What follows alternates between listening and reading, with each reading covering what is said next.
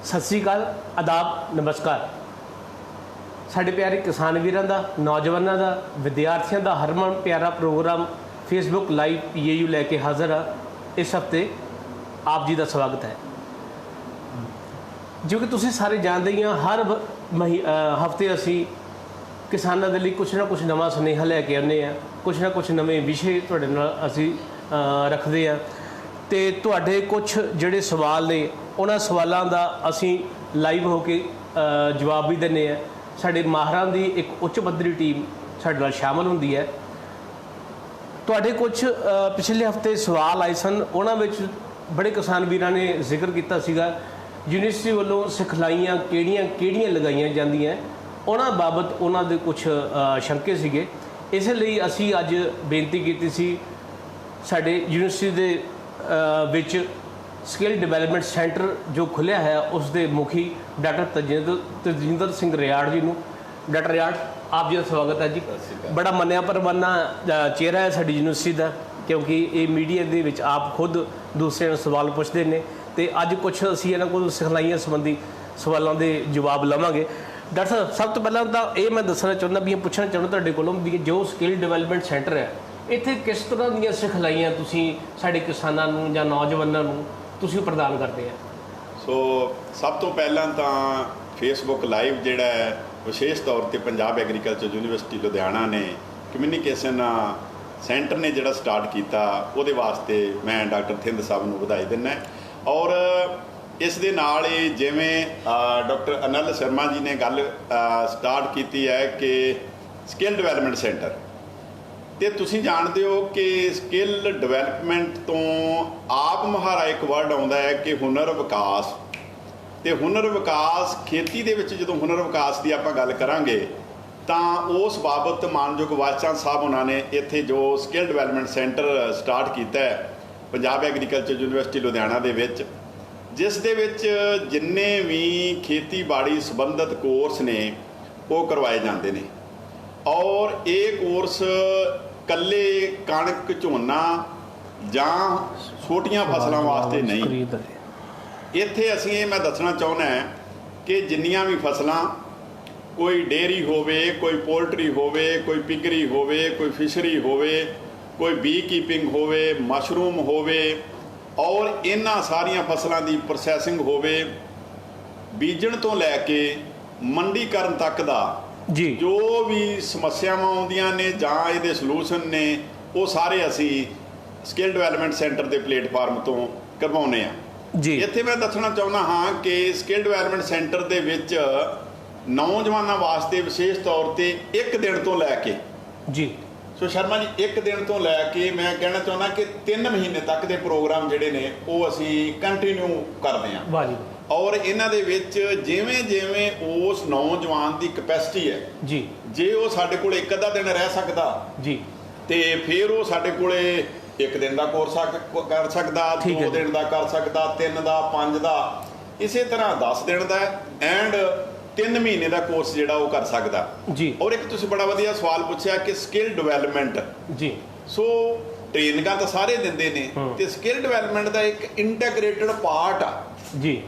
ਜਦੋਂ ਇਹ ਜਿਹੜਾ ਕੋਵਿਡ-19 ਹੈ ਇਹ ਤੋਂ ਪਹਿਲਾਂ ਉਹ ਸਾਡੇ ਕੋਲ ਇੱਥੇ ਆਉਂਦੇ ਸੀ ਜੀ ਤੇ ਥਿਊਰੀ ਪ੍ਰੈਕਟੀਕਲ ਇੱਥੇ ਕਰਾ ਕੇ ਨਾਲ ਦੀ ਨਾਲ ਹੀ ਅਸੀਂ ਕੈਰੋ ਕਿਸਾਨ ਘਰ ਦੇ ਵਿੱਚ ਇਹਨਾਂ ਨੂੰ ਰੱਖਣ ਦਾ ਇੰਤਜ਼ਾਮ ਕਰਦੇ ਸੀ ਜੀ ਔਰ ਇੱਥੇ ਉਹਨਾਂ ਦਾ ਪ੍ਰੈਕਟੀਕਲ ਕਰਾਉਂਦੇ ਸੀ ਜੀ। ਹੁਣ ਜਿਹੜਾ ਸਮਾਂ ਹੈ ਜੀ, ਇਸ ਸਮੇਂ ਦੇ ਵਿੱਚ ਤੁਸੀਂ ਜਾਣਦੇ ਹੋ ਕਿ ਬੜਾ ਔਖਾ ਸਮਾਂ ਜਿਹੜਾ ਇਹ ਲੰਘ ਰਿਹਾ ਹੈ, ਸਾਡੀ ਪ੍ਰੀਖਿਆ ਹੋ ਰਹੀ ਹੈ ਜੀ। ਬਿਲਕੁਲ ਤੁਸੀਂ ਗੱਲ ਠੀਕ ਕਹੀ ਹੈ। ਸੋ ਇਹ ਸਮੇਂ ਦੇ ਵਿੱਚ ਆਪਾਂ ਇਹਨੂੰ ਕਿਸ ਤਰ੍ਹਾਂ ਹੈਂਡਲ ਕਰਨਾ जी। और मैं ये तारीफ करदा पंजाब एग्रीकल्चर यूनिवर्सिटी की इत्थे कि जिन्हां ने इस कोविड पीरियड दे विच भी जी पिछे नहीं हटे, किसानां तक भावें कोई बीज सी जी जां कोई खेती समग्री सी जी जां कोई सिखलाई सी, वो अपने रूटीन प्रोग्रामां दे नाल ही शुरू की। सो किसानां दे जो जोश सी, जो जज्बा सीगा एक नवीं तकनोलॉजी नवीं विधियां हासिल करन दा, वो तुहाडे नाल लगातार संपर्क विच रह रहे हैं। बिल्कुल तुसीं गल वाजिब कही है कि रह भी रहे ने ते जिहड़ियां एक 3 कंपोनेंट हुंदे ने जी कि किसी बंदे दा बिहेवियर, ओहदा एटीट्यूड ते ओहदी नॉलेज ਜੀ ਜਦੋਂ 3 ਕੰਪੋਨੈਂਟ ਨੂੰ ਅਸੀਂ ਲੈ ਕੇ ਚੱਲਦੇ ਹਾਂ, ਤੇ ਮੈਂ ਕਹਿੰਦਾ ਵੀ ਪੰਜਾਬ ਐਗਰੀਕਲਚਰ ਯੂਨੀਵਰਸਿਟੀ ਇੱਕ ਮੱਕਾ ਵਾ ਕਿਸਾਨਾਂ ਜੀ ਜੀ ਜੀ ਜੀ ਤੇ ਇਹ ਪਿੱਛੇ ਨਹੀਂ ਹਟਦਾ। ਜੀ ਭਾਵੇਂ ਲੋਕਾਂ ਦੇ ਘਰਾਂ ਤੱਕ ਇਹਨਾਂ ਨੇ ਵੀਪ ਚਾਇਆ ਜੀ ਤੇ ਅੱਜ ਆ ਤੁਹਾਡੇ ਮਾਧਿਅਮ ਰਾਹੀਂ ਜੀ ਇਹਨਾਂ ਦੇ ਘਰਾਂ ਤੱਕ ਅਸੀਂ ਸਿਖਲਾਈ ਦੇ ਰਹੇ ਹਾਂ। ਜੀ ਤੁਸੀਂ ਦੇਖਿਆ ਹੋਵੇਗਾ ਬੰਦਾ ਘਰੇ ਬੈਠਾ ਹੀ ਆਪਣੇ ਮੋਬਾਈਲ ਤੋਂ ਸਿਖਲਾਈ ਲੈ ਰਿਹਾ। ਜੀ ਇਸ ਟਾਈਮ ਤੇ ਵੀ ਹੁਣ ਵੀ ਸਾਡਾ ਇੱਕ ਲਾਈਵ ਪ੍ਰੋਗਰਾਮ ਜਿਹੜਾ ਹੈ ਉਹ ਜੰਗ ਫਾਰਮਰ ਟ੍ਰੇਨਿੰਗ ਕਲਾਸ ਦਾ ਚੱਲ ਰਿਹਾ, ਵਾਹ ਜੀ ਵਾਹ ਜੀ, ਜਿਹਦੇ ਵਿੱਚ ਸਾਰੇ ਤਕਰੀਬਨ 156 ਜੀ ਕਿਸਾਨ ਜਿਹੜੇ ਨੇ ਉਹ ਸਾਡੇ ਨਾਲ ਜੁੜੇ ਹੋਏ ਨੇ ਤੇ ਉਹ ਨੌਲੇਜ ਲੈ ਰਹੇ ਨੇ। ਜੀ ਇੱਥੇ ਮੈਂ ਇਹ ਦੱਸਣਾ ਚਾਹੁੰਦਾ ਜੀ ਕਿ ਕੋਰਸ ਭਾਵੇਂ 1 ਦਿਨ ਦਾ ਹੈ ਤੇ ਕੋਰਸ ਭਾਵੇਂ 3 ਮਹੀਨੇ ਦਾ ਹੈ। ਜੀ ਪੰਜਾਬ ਐਗਰੀਕਲਚਰ ਯੂਨੀਵਰਸਿਟੀ ਦੇ ਕੋਲ 35 ਵਿਭਾਗ ਇਹੋ ਜਿਹੇ ਨੇ ਜਿਨ੍ਹਾਂ ਕੋਲ ਇੰਨਾ ਜ਼ਿਆਦਾ ਸ਼ਰਮਾ ਜੀ ਪੋਟੈਂਸ਼ੀਅਲ ਵਾ ਜੀ ਵੀ ਉਸ ਪੋਟੈਂਸ਼ੀਅਲ ਤੋਂ ਇੰਨਾ ਜ਼ਿਆਦਾ ਫਾਇਦਾ ਕਿਸਾਨ ਲੈ ਸਕਦਾ ਹੈ ਜੀ ਘਰੇ ਬੈਠਾ। ਜੀ ਔਰ ਉਹਨਾਂ ਨੂੰ ਰੀਅਲ ਸੈਂਸ ਦੇ ਵਿੱਚ ਆਪਣੇ ਖੇਤਾਂ ਦੇ ਵਿੱਚ ਉਹ ਇੰਪਲੀਮੈਂਟ ਕਰਕੇ, ਜੇ ਅੱਜ 50,000 ਰੁਪਇਆ ਕਿੱਲੇ ਤੋਂ ਕਮਾਉਂਦਾ ਸੀ ਜੀ ਤੇ ਜਦੋਂ ਸਾਡੇ ਸਾਇੰਸਦਾਨਾਂ ਦੇ ਨਾਲ ਉਹਦਾ ਰਾਬਤਾ ਕਾਇਮ ਹੋ ਜਾਂਦਾ ਹੈ ਜੀ ਤੇ ਉਹਦੀ ਤਮੰਨਾ ਬਣ ਜਾਂਦੀ ਆ ਵੀ ਮੈਂ 50 ਤੋਂ 60 ਤੇ ਜਾਣਾ। ਬਿਲਕੁਲ ਬਿਲਕੁਲ ਬਿਲਕੁਲ ਤੇ ਜਦੋਂ ਉਹਨਾਂ ਦਾ ਨੈਟਵਰਕ ਸਾਡੇ ਕਿਸਾਨਾਂ ਦੇ ਨਾਲ ਬਣ ਜਾਂਦਾ ਹੈ ਜੀ। ਤੇ ਫਿਰ ਉਹ ਕਹਿੰਦਾ ਵੀ ਮੈਂ ਮੰਡੀਕਰਨ 'ਚ ਨਾ ਪੈ ਜਾ, ਜੀ ਮੈਂ ਖੇਤੀ ਨੂੰ ਖੇਤੀ ਵਪਾਰ 'ਚ ਨਾ ਲੈ ਜਾ, ਜੀ ਮੈਂ ਖੇਤੀ ਵਪਾਰ ਤੋਂ ਬਾਅਦ ਸਕਿੱਲ ਡਿਵੈਲਪਮੈਂਟ ਸੈਂਟਰ 'ਚ ਜਾ ਕੇ ਕੋਈ ਹੋਰ ਵੀ ਗੱਲ ਪੁੱਛਾਂ ਜੀ ਤੇ ਉਹ ਸਾਡੇ ਨਾਲ ਸਾਡੇ ਫੋਨਾਂ ਤੇ ਸਾਡੇ ਨਾਲ ਰਾਬਤਾ ਕਾਇਮ ਕੀਤਾ ਕਰਦਾ ਹੈ। ਹੁਣ ਪਿਛਲੇ 4-5 ਮਹੀਨਿਆਂ ਤੋਂ ਤੁਸੀਂ ਦੇਖ ਲਓ ਕਿ ਕਿਸਾਨ ਘਰੋਂ ਬਾਹਰ ਨਹੀਂ ਨਿਕਲ ਸਕਦਾ ਜੀ 5 ਬੰਦੇ ਇਕੱਠੇ ਨਹੀਂ ਹੋ ਸਕਦੇ, ਬਿਲਕੁਲ ਜੀ, 10 ਬੰਦੇ ਇਕੱਠੇ ਨਹੀਂ ਹੋ ਸਕਦੇ ਜੀ। ਪਰ ਅਸੀਂ 156 ਬੰਦਿਆਂ ਨੂੰ ਅੱਜ ਹੁਣ ਜੁੜੇ ਹੋਏ ਨੇ, ਉਹ ਵੈਰੀ ਗੁੱਡ ਘਰੇ ਬੈਠੇ ਹੋਏ ਨੇ ਔਰ ਹਰ ਇੱਕ ਗੱਲ ਨੂੰ ਰਿਕਾਰਡ ਕਰ ਰਹੇ ਨੇ। ਜੀ ਮੈਂ ਇੱਥੇ ਹੋਰ ਦੱਸਣਾ ਚਾਹੁੰਦਾ ਹੈ ਕਿ ਜਦੋਂ ਪ੍ਰੈਕਟੀਕਲ ਦੀ ਗੱਲ ਆਉਂਦੀ ਹੈ, ਜੀ ਹੁਣ ਪ੍ਰੈਕਟੀਕਲ ਦੇ ਵਿੱਚ ਕੀ ਹੈ ਜੀ ਕਿ ਮੰਨ ਲਓ ਅਸੀਂ ਕੋਈ ਉਹਨਾਂ ਨੂੰ ਖੁੰਭਾਂ ਦੀ ਸਿਖਲਾਈ ਦਾ ਕੋਰਸ ਲਵਾਇਆ, ਜੀ ਇਸੇ ਤਰ੍ਹਾਂ ਕੋਈ ਮੱਖੀਆਂ ਦਾ ਕੋਰਸ ਕਰਾਇਆ, ਜੀ ਇਸੇ ਤਰ੍ਹਾਂ ਹੀ ਫੂਡ ਪ੍ਰੋਸੈਸਿੰਗ ਦਾ ਜਿਹਦੇ ਵਿੱਚ ਕੇਕ ਬਣਾਉਣੇ ਨੇ। ਹੁਣ ਤੁਸੀਂ ਹੈਰਾਨ ਹੋਵੋਗੇ ਕਿ ਆ ਰੱਖੜੀ ਦਾ ਮੌਸਮ ਸੀ ਨਾ ਜਿਹੜਾ, ਜੀ ਜੀ ਡਾਕਟਰ ਇਸ ਤੋਂ 5 ਦਿਨ ਪਹਿਲਾਂ ਅਸੀਂ ਇੱਕ ਸਿਖਲਾਈ ਪ੍ਰੋਗਰਾਮ ਲਗਾਇਆ ਜੀ ਜਿਹਦੇ ਵਿੱਚ 350 ਸਾਡੇ ਪਾਰਟਿਸਪੈਂਟ ਸਾਡੇ ਨਾਲ ਜੁੜੇ ਵਾਹ ਜੀ ਔਰ ਉਹਨਾਂ ਨੂੰ ਕਿਸ ਤਰ੍ਹਾਂ ਉਹ ਘਰੇ ਰੱਖੜੀ ਬਣਾ ਸਕਦੇ ਨੇ, ਜੀ ਕਿਸ ਤਰ੍ਹਾਂ ਉਹ ਘਰੇ ਮਠਿਆਈ ਬਣਾ ਸਕਦੇ ਨੇ, ਕਿਸ ਤਰ੍ਹਾਂ ਉਹ ਘਰ ਦੀਆਂ ਚੀਜ਼ਾਂ ਨੂੰ ਯੂਜ਼ ਕਰਕੇ ਤੇ ਮਾਰਕੀਟ ਬਾਹਰਲੀ ਮਾਰਕੀਟ ਤੇ ਡਿਪੈਂਡੈਂਟ ਨਾ ਹੋਣ, ਕਿਉਂਕਿ ਪੀਰੀਅਡ ਇਹੋ ਜਿਹਾ ਚੱਲਦਾ ਨਾ ਕੋਈ ਡਰਦਾ ਕਿਸੇ ਤੋਂ ਖਾਂਦਾ ਜੀ ਤੇ ਮੂੰਹ ਬੰਨਿਆ ਹੁੰਦਾ, ਨਾ ਕਿਸੇ ਦੀ ਕਿਸੇ ਨੂੰ ਪਹਿਚਾਣ ਹੈ ਕੌਣ ਤੁਰਿਆ ਹੁੰਦਾ। ਜੀ ਜੀ ਜੀ ਜੀ ਸੋ ਇਹਨਾਂ ਹਾਲਾਤਾਂ ਦੇ ਵਿੱਚ ਮੈਂ ਸਮਝਣਾ ਵੀ ਜਿਹੜਾ ਤੁਸੀਂ ਉਪਰਾਲਾ ਕਰ ਰਹੇ ਹੋ ਫੇਸਬੁੱਕ ਲਾਈਵ ਵਾਲਾ, ਤੇ ਉਹ ਤੇ ਤੁਸੀਂ ਬੰਦੇ ਦੇ ਦਿਲ ਦੀ ਗੱਲ ਬੁੱਝ ਜਾਂਦੇ ਹੋ। ਤੇ ਬੰਦਾ ਲਿਖ ਕੇ ਤੁਹਾਨੂੰ ਕਿਸਾਨ ਸਾਡਾ ਭੇਜ ਰਿਹਾ ਕਿ ਅੱਜ ਝੋਨੇ ਦੀ ਹਾਲਾਤ ਇਹ ਆ ਕਿ ਮੈਂ ਕੀ ਕਰਾਂ ਜੀ, ਤੁਸੀਂ ਨਾਲ ਹੀ ਇਕਨੋਮੀ ਦੇ ਐਕਸਪਰਟ ਨੂੰ ਕਹਿ ਦਿੰਦੇ ਜੇ 10 ਪਈ ਜੀ ਹਰ ਬੁੱਧਵਾਰ ਜੀ ਇਹਦਾ ਇਲਾਜ ਕੀ ਹੈ ਜੀ, ਤੇ ਉਹਨੂੰ ਘਰ ਬੈਠੇ ਨੂੰ ਉਹਦਾ ਇਲਾਜ ਮਿਲ ਰਿਹਾ ਜੀ, ਸਾਰੀਆਂ ਗੱਲਾਂ ਬਾਤਾਂ ਮਿਲ ਰਹੀਆਂ, ਸਭ ਦਵਾਈਆਂ ਮਿਲ ਰਹੀਆਂ ਜੀ। ਇੱਥੇ ਮੈਂ ਇਹ ਦੱਸਣਾ ਚਾਹੁੰਦਾ ਕਿ ਇਸ ਸਿਖਲਾਈ ਪ੍ਰੋਗਰਾਮ ਦੇ ਵਿੱਚ ਜੀ ਦਾਖਲਾ ਲੈਣਾ ਬਿਲਕੁਲ ਹੀ ਸੌਖਾ। ਹਾਂ ਮੈਂ ਡਾਕਟਰ ਸਾਹਿਬ ਅਗਲਾ ਮੇਰਾ ਸਵਾਲ ਤੁਹਾਨੂੰ ਇਹੀ ਸੀਗਾ ਵੀ ਕਿਉਂਕਿ ਸਾਡੇ ਜਿਹੜੇ ਕਿਸਾਨ ਵੀਰ ਜਿਹੜੇ ਨੌਜਵਾਨ ਨੇ ਉਹ ਚਾਹੁੰਦੇ ਨੇ ਸਿਖਲਾਈਆਂ ਅਸੀਂ ਪ੍ਰਾਪਤ ਕਰੀਏ, ਤੇ ਪ੍ਰਾਪਤ ਕਰਨ ਦੇ ਲਈ ਉਹਨਾਂ ਨੂੰ ਕਿੱਥੇ ਜਾਣਾ ਪਊਗਾ, ਕਿੱਥੋਂ ਫਾਰਮ ਮਿਲਣਗੇ ਜਾਂ ਕਿਹੜਾ ਫੋਨ ਨੰਬਰ ਹੈ ਜਿੱਥੇ ਉਹ ਸੰਪਰਕ ਸਾਧ ਸਕਣ, ਤਾਂ ਜੋ ਜਿਵੇਂ ਤੁਸੀਂ ਦੱਸਿਆ 156 ਦੇ ਵਿੱਚ ਅਸੀਂ 1,56,000 ਤੇ 15,60,000 ਕਿਸਾਨ ਵੀਰਾਂ ਨੂੰ ਵੀ ਸ਼ਾਮਲ ਕਰਾਂਗੇ ਆਉਣ ਵਾਲੇ ਸਮੇਂ 'ਚ। ਪਰ ਉਹਦੇ ਲਈ ਸੰਪਰਕ ਸਾਧਨਾ ਉਹ ਜ਼ਰੂਰੀ ਹੈ, ਤੇ ਕਿਰਪਾ ਕਰਕੇ ਉਹ ਸੰਪਰਕ ਦੇ ਜਿਹੜੇ ਜ਼ਰੀਏ ਨੇ, ਤੁਹਾਡਾ ਫੋਨ ਨੰਬਰ, ਤੁਹਾਡੇ ਵਿਭਾਗ ਦਾ ਨੰਬਰ, ਉਹ ਜ਼ਰੂਰ ਸਾਡੇ ਕਿਸਾਨ ਵੀਰਾਂ ਨਾਲ ਸਾਂਝਾ ਕਰੋ। ਸੋ ਡਾਕਟਰ ਸ਼ਰਮਾ ਜੀ, ਜਿਸ ਤਰ੍ਹਾਂ ਆਪਾਂ ਗੱਲ ਕਰਦੇ ਹਾਂ ਕਿ ਪੰਜਾਬ ਦੇ ਵਿੱਚ ਬਹੁਤ ਜ਼ਿਆਦਾ ਪਿੰਡ ਹੈ ਜੀ ਔਰ ਤਕਰੀਬਨ 11-12 ਲੱਖ ਫੈਮਲੀਆਂ ਜਿਹੜੀਆਂ ਉਹ ਸਿੱਧੀਆਂ ਡਿਪੈਂਡੈਂਟ ਨੇ ਇਹਦੇ ਤੇ ਜੀ। ਤੇ ਅਸੀਂ ਜਿਵੇਂ ਕੋਵਿਡ-19 ਨੇ ਸਾਨੂੰ ਸਮਝਾਇਆ ਜੀ ਜਾਂ ਸਿਖਾਇਆ ਜੀ, ਤੇ ਅਸੀਂ ਵੀ ਉਸੇ ਤਰ੍ਹਾਂ ਹੀ ਸਿੱਖ ਗਏ ਜੀ। ਆਪਣਾ ਲਿਵਿੰਗ ਸਟੈਂਡਰਡ ਵੀ ਉਹੋ ਜਿਹਾ ਹੀ ਬਣਾਉਣਾ ਸ਼ੁਰੂ ਕਰਤਾ ਜੀ। ਤੇ ਅਸੀਂ ਕੀ ਕੀਤਾ ਹੈ ਜੀ ਕਿ PAU ਦੀ ਜਿਹੜੀ ਵੈਬਸਾਈਟ ਹੈ ਜੀ, ਜਿਹਨੂੰ www.pau.edu ਹੈ ਜੀ, ਉਹਦੇ ਉੱਤੇ ਸਾਡਾ ਲਿੰਕ ਕਰਦਾ ਹੈ, ਪੰਜਾਬੀ ਦੇ ਵਿੱਚ ਲਿਖਿਆ ਹੈ ਜੀ। ਉਹਦੇ ਵਿੱਚ ਸਾਰਾ ਕੁਝ ਲਿਖਿਆ ਵੀ ਸਕਿੱਲ ਡਿਵੈਲਪਮੈਂਟ ਕੋਰਸ ਦੇ ਖੇਤੀਬਾੜੀ ਦੇ ਕੋਰਸ ਕਰਨ ਵਾਸਤੇ ਮੈਨੂੰ ਕਲਿੱਕ ਕਰੋ ਜੀ ਜੀ। ਸੋ ਸਾਡਾ ਕਿਸਾਨ ਭਰਾ ਉੱਥੇ ਕਲਿੱਕ ਕਰਦਾ ਹੈ ਸਾਡੀ ਸਾਰੀ ਲਿਸਟ ਆ ਜਾਂਦੀ ਆ ਕੋਰਸਾਂ ਦੀ। ਜਦੋਂ ਕੋਰਸਾਂ ਦੀ ਲਿਸਟ ਆਉਂਦੀ ਆ, ਜਿਹੜਾ ਕੋਰਸ ਉਹਨੂੰ ਚੰਗਾ ਲੱਗਦਾ ਜੀ, ਉਹਦੀ ਮੁਹਾਰਤ ਦੇ ਮੁਤਾਬਕ, ਉਹਦੀ ਕੈਪੈਸਿਟੀ ਦੇ ਮੁਤਾਬਕ ਜੀ, ਉਹਦੇ ਸਮੇਂ ਦੇ ਮੁਤਾਬਕ ਜੀ, ਉਹ ਉੱਥੇ ਕਲਿੱਕ ਕਰਦਾ ਹੈ ਜੀ, ਤੇ ਥੱਲੇ ਫਾਰਮ ਦੇ ਵਿੱਚ ਆਪਣਾ ਨਾਮ, ਮੋਬਾਈਲ ਨੰਬਰ, ਏਜ, ਜੀ, ਜਦੋਂ ਉੱਥੇ ਕਲਿੱਕ ਕਰਕੇ ਉਹ ਸਾਨੂੰ ਸਬਮਿਟ ਕਰ ਦਿੰਦਾ ਤੇ ਸਾਡੇ ਉਹ ਪੋਰਟਲ ਦੇ ਵਿੱਚ ਐਡ ਹੋ ਜਾਂਦਾ ਜੀ, ਤੇ ਸਾਡੇ ਕੋਲ ਆ ਜਾਂਦਾ ਵੀ ਇਸ ਕਿਸਾਨ ਨੇ ਦੁੱਧ ਤੋਂ ਵੱਖਰੇ ਵੱਖਰੇ ਪਦਾਰਥ ਬਣਾਉਣ ਵਾਸਤੇ 5 ਦਿਨ ਦਾ ਕੋਰਸ ਕਰਨਾ। ਜੀ, ਸਾਡਾ ਪੋਰਟਲ ਤਿਆਰ ਹੋ ਗਿਆ। ਜੀ, ਕੋਰਸ ਸਤੰਬਰ 'ਚ ਲੱਗਣਾ ਜਾਂ ਅਗਸਤ 'ਚ ਲੱਗਣਾ, ਉਹਦਾ ਇੱਕ WhatsApp ਗਰੁੱਪ ਸਾਡੇ ਕੋਲੇ ਤਿਆਰ ਹੋ ਜਾਂਦਾ ਹੈ। ਬੈਂਕ ਤਿਆਰ ਹੋ ਗਿਆ। ਜਦੋਂ ਬੈਂਕ ਤਿਆਰ ਹੋ ਗਿਆ, ਉਸ ਬੈਂਕ ਦੇ ਵਿੱਚ ਉਹਨੂੰ ਇਨਫੋਰਮੇਸ਼ਨ ਪਹੁੰਚ ਜਾਂਦੀ ਆ ਵੀ ਇੰਨੀ ਤਰੀਕ ਨੂੰ ਕੋਰਸ ਕਰਨਾ, ਤੇ ਮਿੱਤਰਾ 50 ਰੁਪਏ comptroller Punjab agriculture university Ludhiana ਦੇ ਦਫ਼ਤਰ ਦੇ ਉਹਦੇ ਅਕਾਊਂਟ 'ਚ ਜਮ੍ਹਾਂ ਕਰਾ ਦੇ। ਜੀ, ਜਿਹੜਾ ਤੇ ਹੈਗਾ ਕਿਸਾਨ ਭਰਾ, ਜੀ, ਉਹ 50 ਰੁਪਏ ਜਮ੍ਹਾਂ ਕਰਾ ਕੇ ਤੇ ਬੜਾ ਮਾਣ ਮਹਿਸੂਸ ਕਰਦਾ, ਲੈ ਬਈ ਹੁਣ 5 ਦਿਨ ਦਾ ਕੋਰਸ ਮੈਨੂੰ ਜੀ, ਜੀ, ਮੈਂ ਰਜਿਸਟਰਡ ਹੋ ਗਿਆ। ਜੀ, ਜਿਹੜੀਆਂ ਕਿਸਾਨ ਸਵਾਣੀਆਂ ਨੇ ਜੀ, ਉਹਨਾਂ ਵਾਸਤੇ ਇਹ ਕੋਰਸ ਫ੍ਰੀ ਨੇ। ਅੱਛਾ, ਕਿਉਂਕਿ ਇਹ ਕੰਮ ਜਿਹੜਾ ਵਾ ਕਿਸਾਨ ਸਵਾਣੀਆਂ ਦਾ ਅਸਲ 'ਚ ਜੀ, ਭਈ ਕਿਵੇਂ ਅਸੀਂ ਕੇਕ ਬਣਾਉਣਾ, ਕਿਵੇਂ ਮਠਿਆਈਆਂ ਤਿਆਰ ਕਰਨੀਆਂ, ਕਿਵੇਂ ਘਰ ਦੁੱਧ ਦੇ ਵਿੱਚ ਲੱਸੀ ਤਿਆਰ ਕਰਨੀ, ਕਿਵੇਂ ਲੱਸੀ ਨੂੰ ਪੈਕ ਕਰਨਾ, ਕਿਵੇਂ ਮੰਡੀ ਦੇ ਵਿੱਚ ਉਸ ਲੱਸੀ ਨੂੰ ਪਹੁੰਚਾਉਣਾ। ਜੀ। ਸੋ ਇਸ ਤੋਂ ਇਲਾਵਾ ਮੈਂ ਇਹ ਵੀ ਦੱਸਣਾ ਚਾਹੁੰਦਾ ਹਾਂ ਕਿ ਸਾਡੇ ਕੋਲੇ ਮੈਂ ਇੱਕ ਫੋਨ ਨੰਬਰ ਬੋਲਣਾ ਚਾਹੁੰਦਾ। ਜੀ, ਜੀ, ਉਹ ਫੋਨ ਨੰਬਰ ਜੇ ਸਾਡੇ ਕਿਸਾਨ ਭਰਾ ਮੰਨ ਲਓ ਕਿਸੇ ਕੋਲੋਂ PAU ਦੀ ਵੈਬਸਾਈਟ ਨਹੀਂ ਖੁੱਲਦੀ ਜੀ, ਜਾਂ ਉਹ ਨਹੀਂ ਇਹ ਕੰਮ ਕਰ ਸਕਦਾ, ਤਾਂ ਇੱਕ ਨੰਬਰ ਤੇ ਉਹਨਾਂ ਨੇ ਫੋਨ ਕਰਨਾ। ਜੀ, ਉਹ ਨੰਬਰ ਹੈਗਾ 0302। ਜੀ। ਸੋ ਇਸ ਫੋਨ ਤੇ ਜਦੋਂ ਉਹਨਾਂ ਨੇ ਕਾਲ ਕਰਨੀ ਆ ਤੇ ਮੇਰੇ ਬੰਦੇ ਨੇ ਫੋਨ ਚੱਕ ਕੇ ਤੇ ਉਹਨੂੰ ਵਾਪਸ ਸਿਰਫ ਇੱਕੋ ਗੱਲ ਕਹਿਣੀ ਆ, ਭਈ ਫੋਨ ਬੰਦ ਕਰ ਦੇ। ਜੀ, ਤੇ ਆਟੋਮੈਟਿਕਲੀ ਉਹਦੇ ਫੋਨ ਦੇ ਉੱਤੇ ਸਾਡਾ ਜਿਹੜਾ ਲਿੰਕ ਚਲੇ ਜਾਣਾ। ਜੀ, ਸਿਰਫ ਉਸ ਲਿੰਕ ਨੂੰ ਉਹਨੇ ਕਲਿੱਕ ਕਰਨਾ ਤੇ ਉਹਨੇ ਰਜਿਸਟਰਡ ਹੋ ਜਾਣਾ ਸਾਡੇ ਕੋਲੇ। ਜੀ, ਤੇ ਇਸ ਤਰ੍ਹਾਂ ਹੁਣ ਰਜਿਸਟਰਡ ਹੁੰਦੇ ਹੁੰਦੇ ਸ਼ਰਮਾ ਜੀ, ਮੈਂ ਤੁਹਾਡੇ ਗਿਆਨ ਲਈ ਦੱਸਣਾ ਚਾਹੁੰਦਾ ਹੈ ਕਿ ਇਸ ਟਾਈਮ ਤੇ 3400 ਬੰਦਾ ਜਿਹੜਾ ਹੈ ਤਕਰੀਬਨ ਜੀ, ਉਹ ਸਾਡਾ ਲਾਈਨ 'ਚ ਲੱਗਾ ਹੋਇਆ। ਜੀ, ਤੇ ਉਹ ਸਾਰੇ ਦੇ ਸਾਰੇ ਚਾਹੁੰਦੇ ਨੇ ਵੱਖਰੇ ਵੱਖਰੇ ਕੋਰਸ ਕਰਨੇ।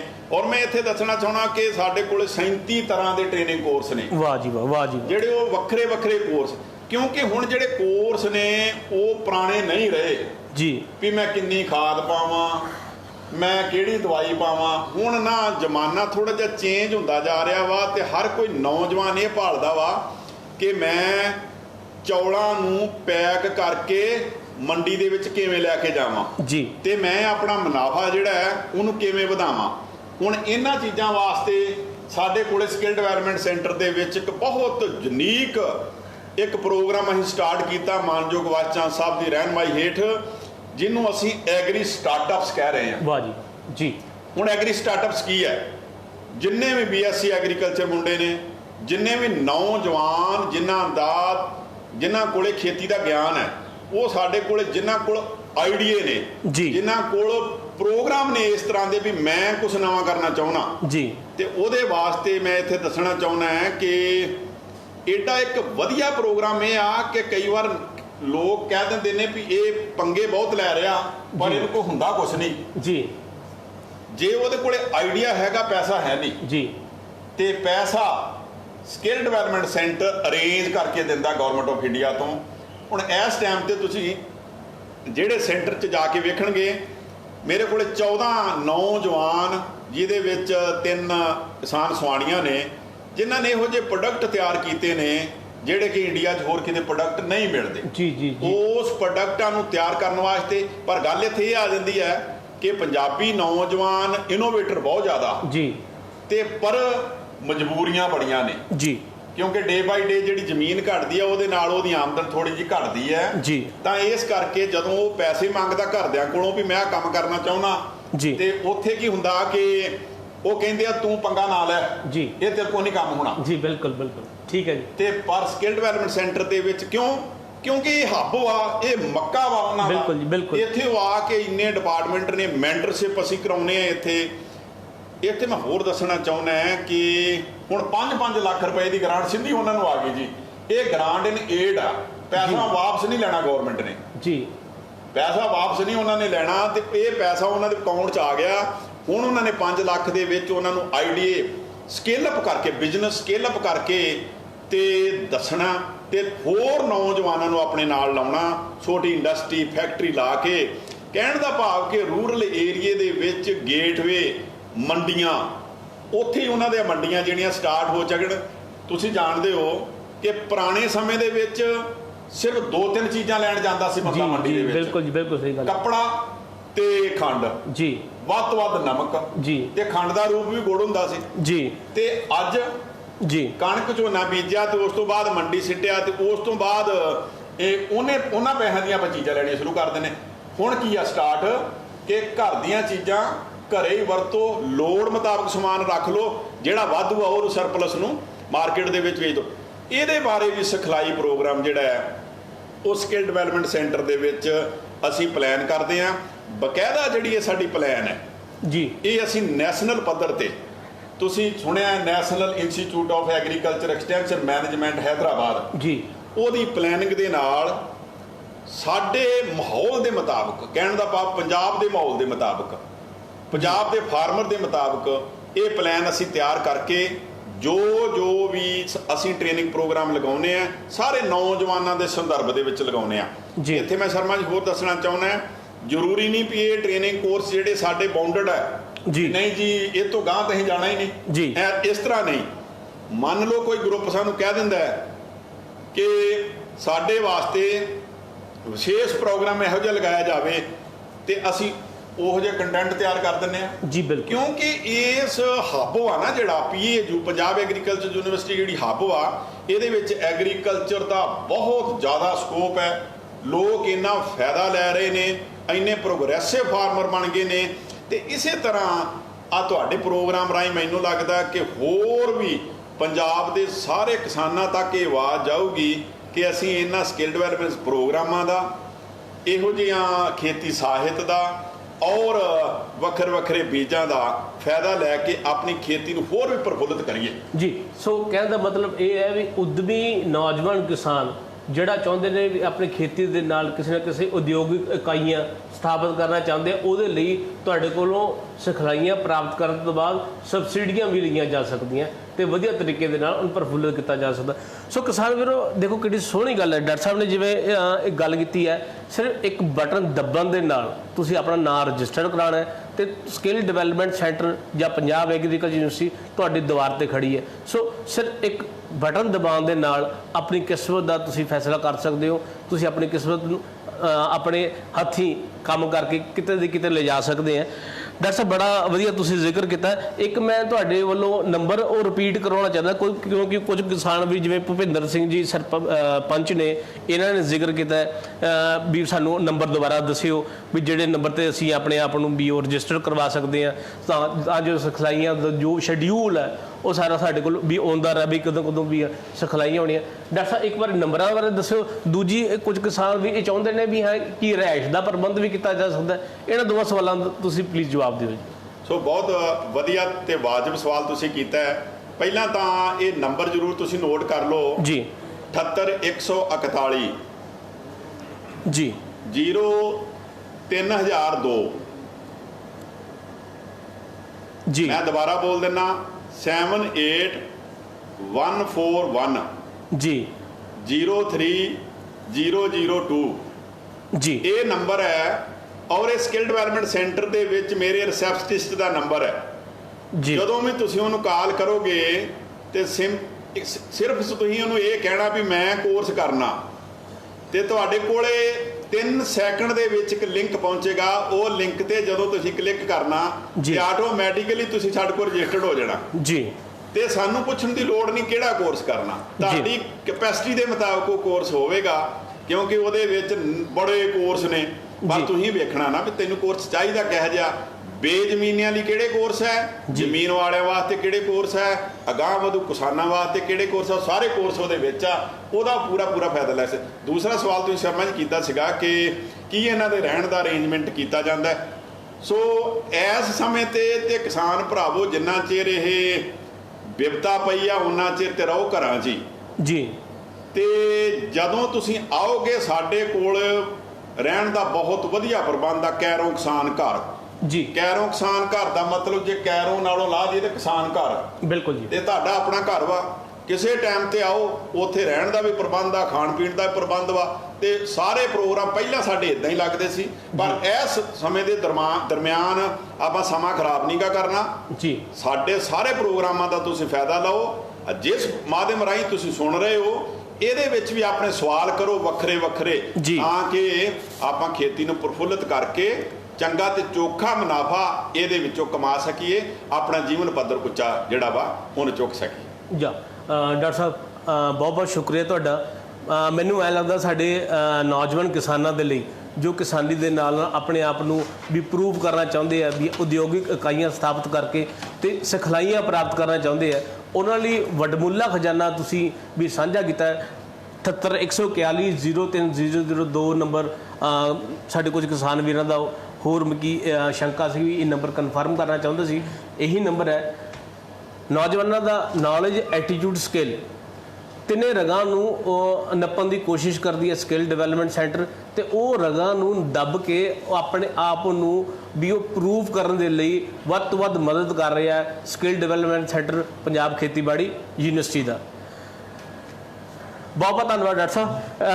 ਦੂਜਾ ਡਾਕਟਰ ਸਾਹਿਬ, ਪਿਛਲੇ ਹਫ਼ਤੇ ਦੌਰਾਨ ਸਾਨੂੰ ਫੇਸਬੁੱਕ ਰਾਹੀਂ, YouTube ਰਾਹੀਂ, PAU ਦੀ ਵੈਬਸਾਈਟ ਰਾਹੀਂ ਜਾਂ ਹੋਰ ਸਾਡੇ ਖੇਤੀ ਸੰਦੇਸ਼ ਦੇ ਵੀ ਮਿਸ ਕਾਲ ਵਾਲੇ ਫੋਨ ਨੰਬਰ ਰਾਹੀਂ ਸਾਨੂੰ ਕੁਝ ਸੁਨੇਹੇ ਪ੍ਰਾਪਤ ਹੋਏ। ਉਹਨਾਂ 'ਚ ਕੁਝ ਤੁਹਾਡੀਆਂ ਸ਼ੰਕਾਵਾਂ ਸੀ, ਕੁਝ ਤੁਹਾਡੇ ਸਵਾਲ ਸੀਗੇ ਜਿਹੜੇ ਫਸਲ ਵਿਗਿਆਨ ਨਾਲ ਸੰਬੰਧਿਤ ਸੀਗੇ।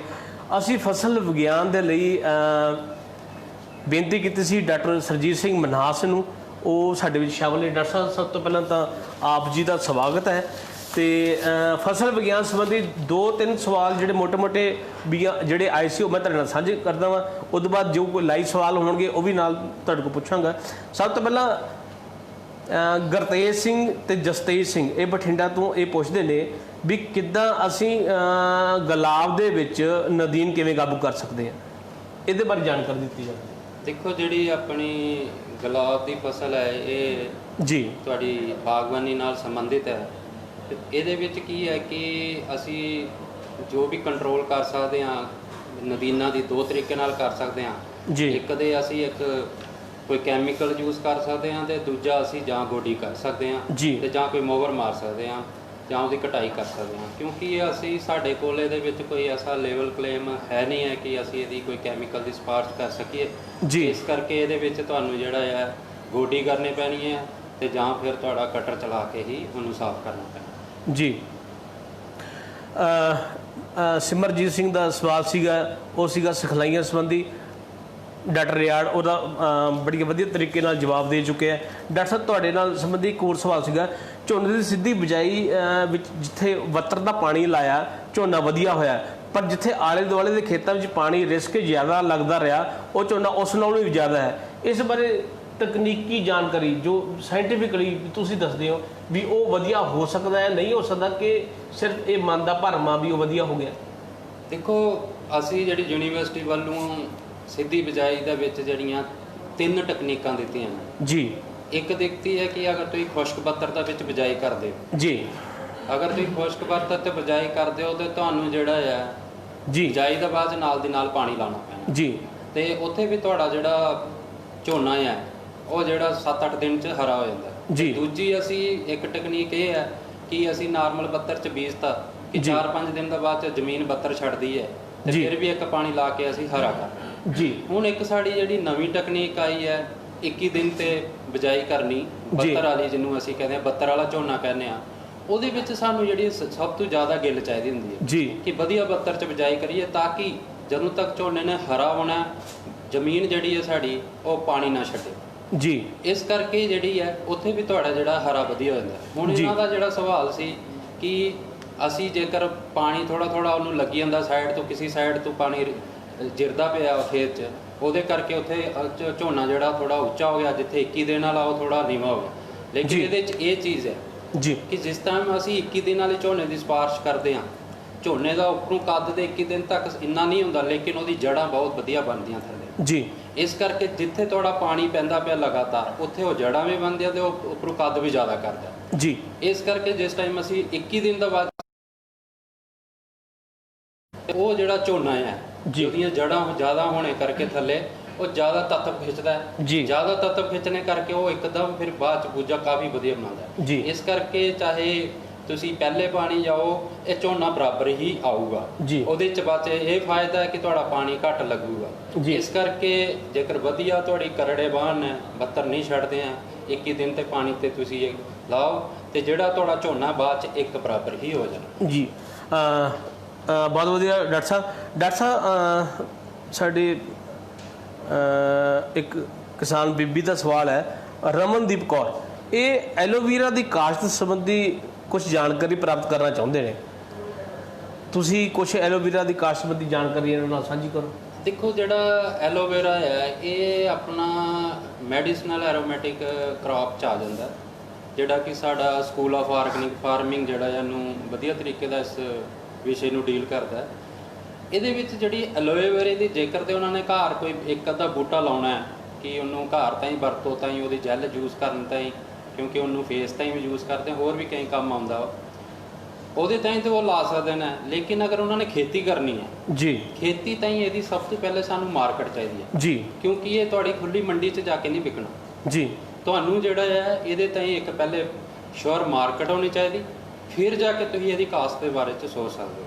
ਤੇ ਜੇਕਰ ਉਹ ਖੇਤੀ ਕਰਨਾ ਚਾਹੁੰਦੇ ਹਨ ਤੇ ਸਾਡੇ ਸਕੂਲ ਆਫ ਆਰਗੈਨਿਕ ਫਾਰਮਿੰਗ ਨਾਲ ਇੱਕ ਵਾਰੀ ਕੰਟੈਕਟ ਕਰਨ ਤਾਂ ਕਿ ਜਿਹੜਾ ਉਹਨੂੰ ਪੂਰੀ ਉਹਨਾਂ ਨੂੰ ਗਾਈਡਲਾਈਨ ਦਿੱਤੀ ਜਾਏ ਕਿ ਪਹਿਲਾਂ ਕਿਸ ਤਰ੍ਹਾਂ ਤੁਸੀਂ ਇਹਨੂੰ ਵੇਚਣਾ ਹੈ ਜਾਂ ਕੀ ਕਰਨਾ ਹੈ, ਤਾਂ ਹੀ ਇਹਦੀ ਖੇਤੀ ਕੀਤੀ ਜਾਏ। ਜੇਕਰ ਇਹਨਾਂ ਨੇ ਘਰ ਬੂਟਾ ਲਾਣਾ ਹੈ, ਇਹਦੀਆਂ ਰੂਟ ਸਲਿਪਸ ਆਉਂਦੀਆਂ ਨੇ, ਉਹ ਲੈ ਕੇ ਤੇ ਲਾ ਸਕਦੇ ਨੇ ਤੇ ਉਹ ਘਰ ਤੇ ਉਹਦਾ ਗਮਲੇ 'ਚ ਵੀ ਵਰਤ ਕੇ ਉਹਨੂੰ ਤਿਆਰ ਕਰ ਸਕਦੇ ਨੇ। ਜੀ।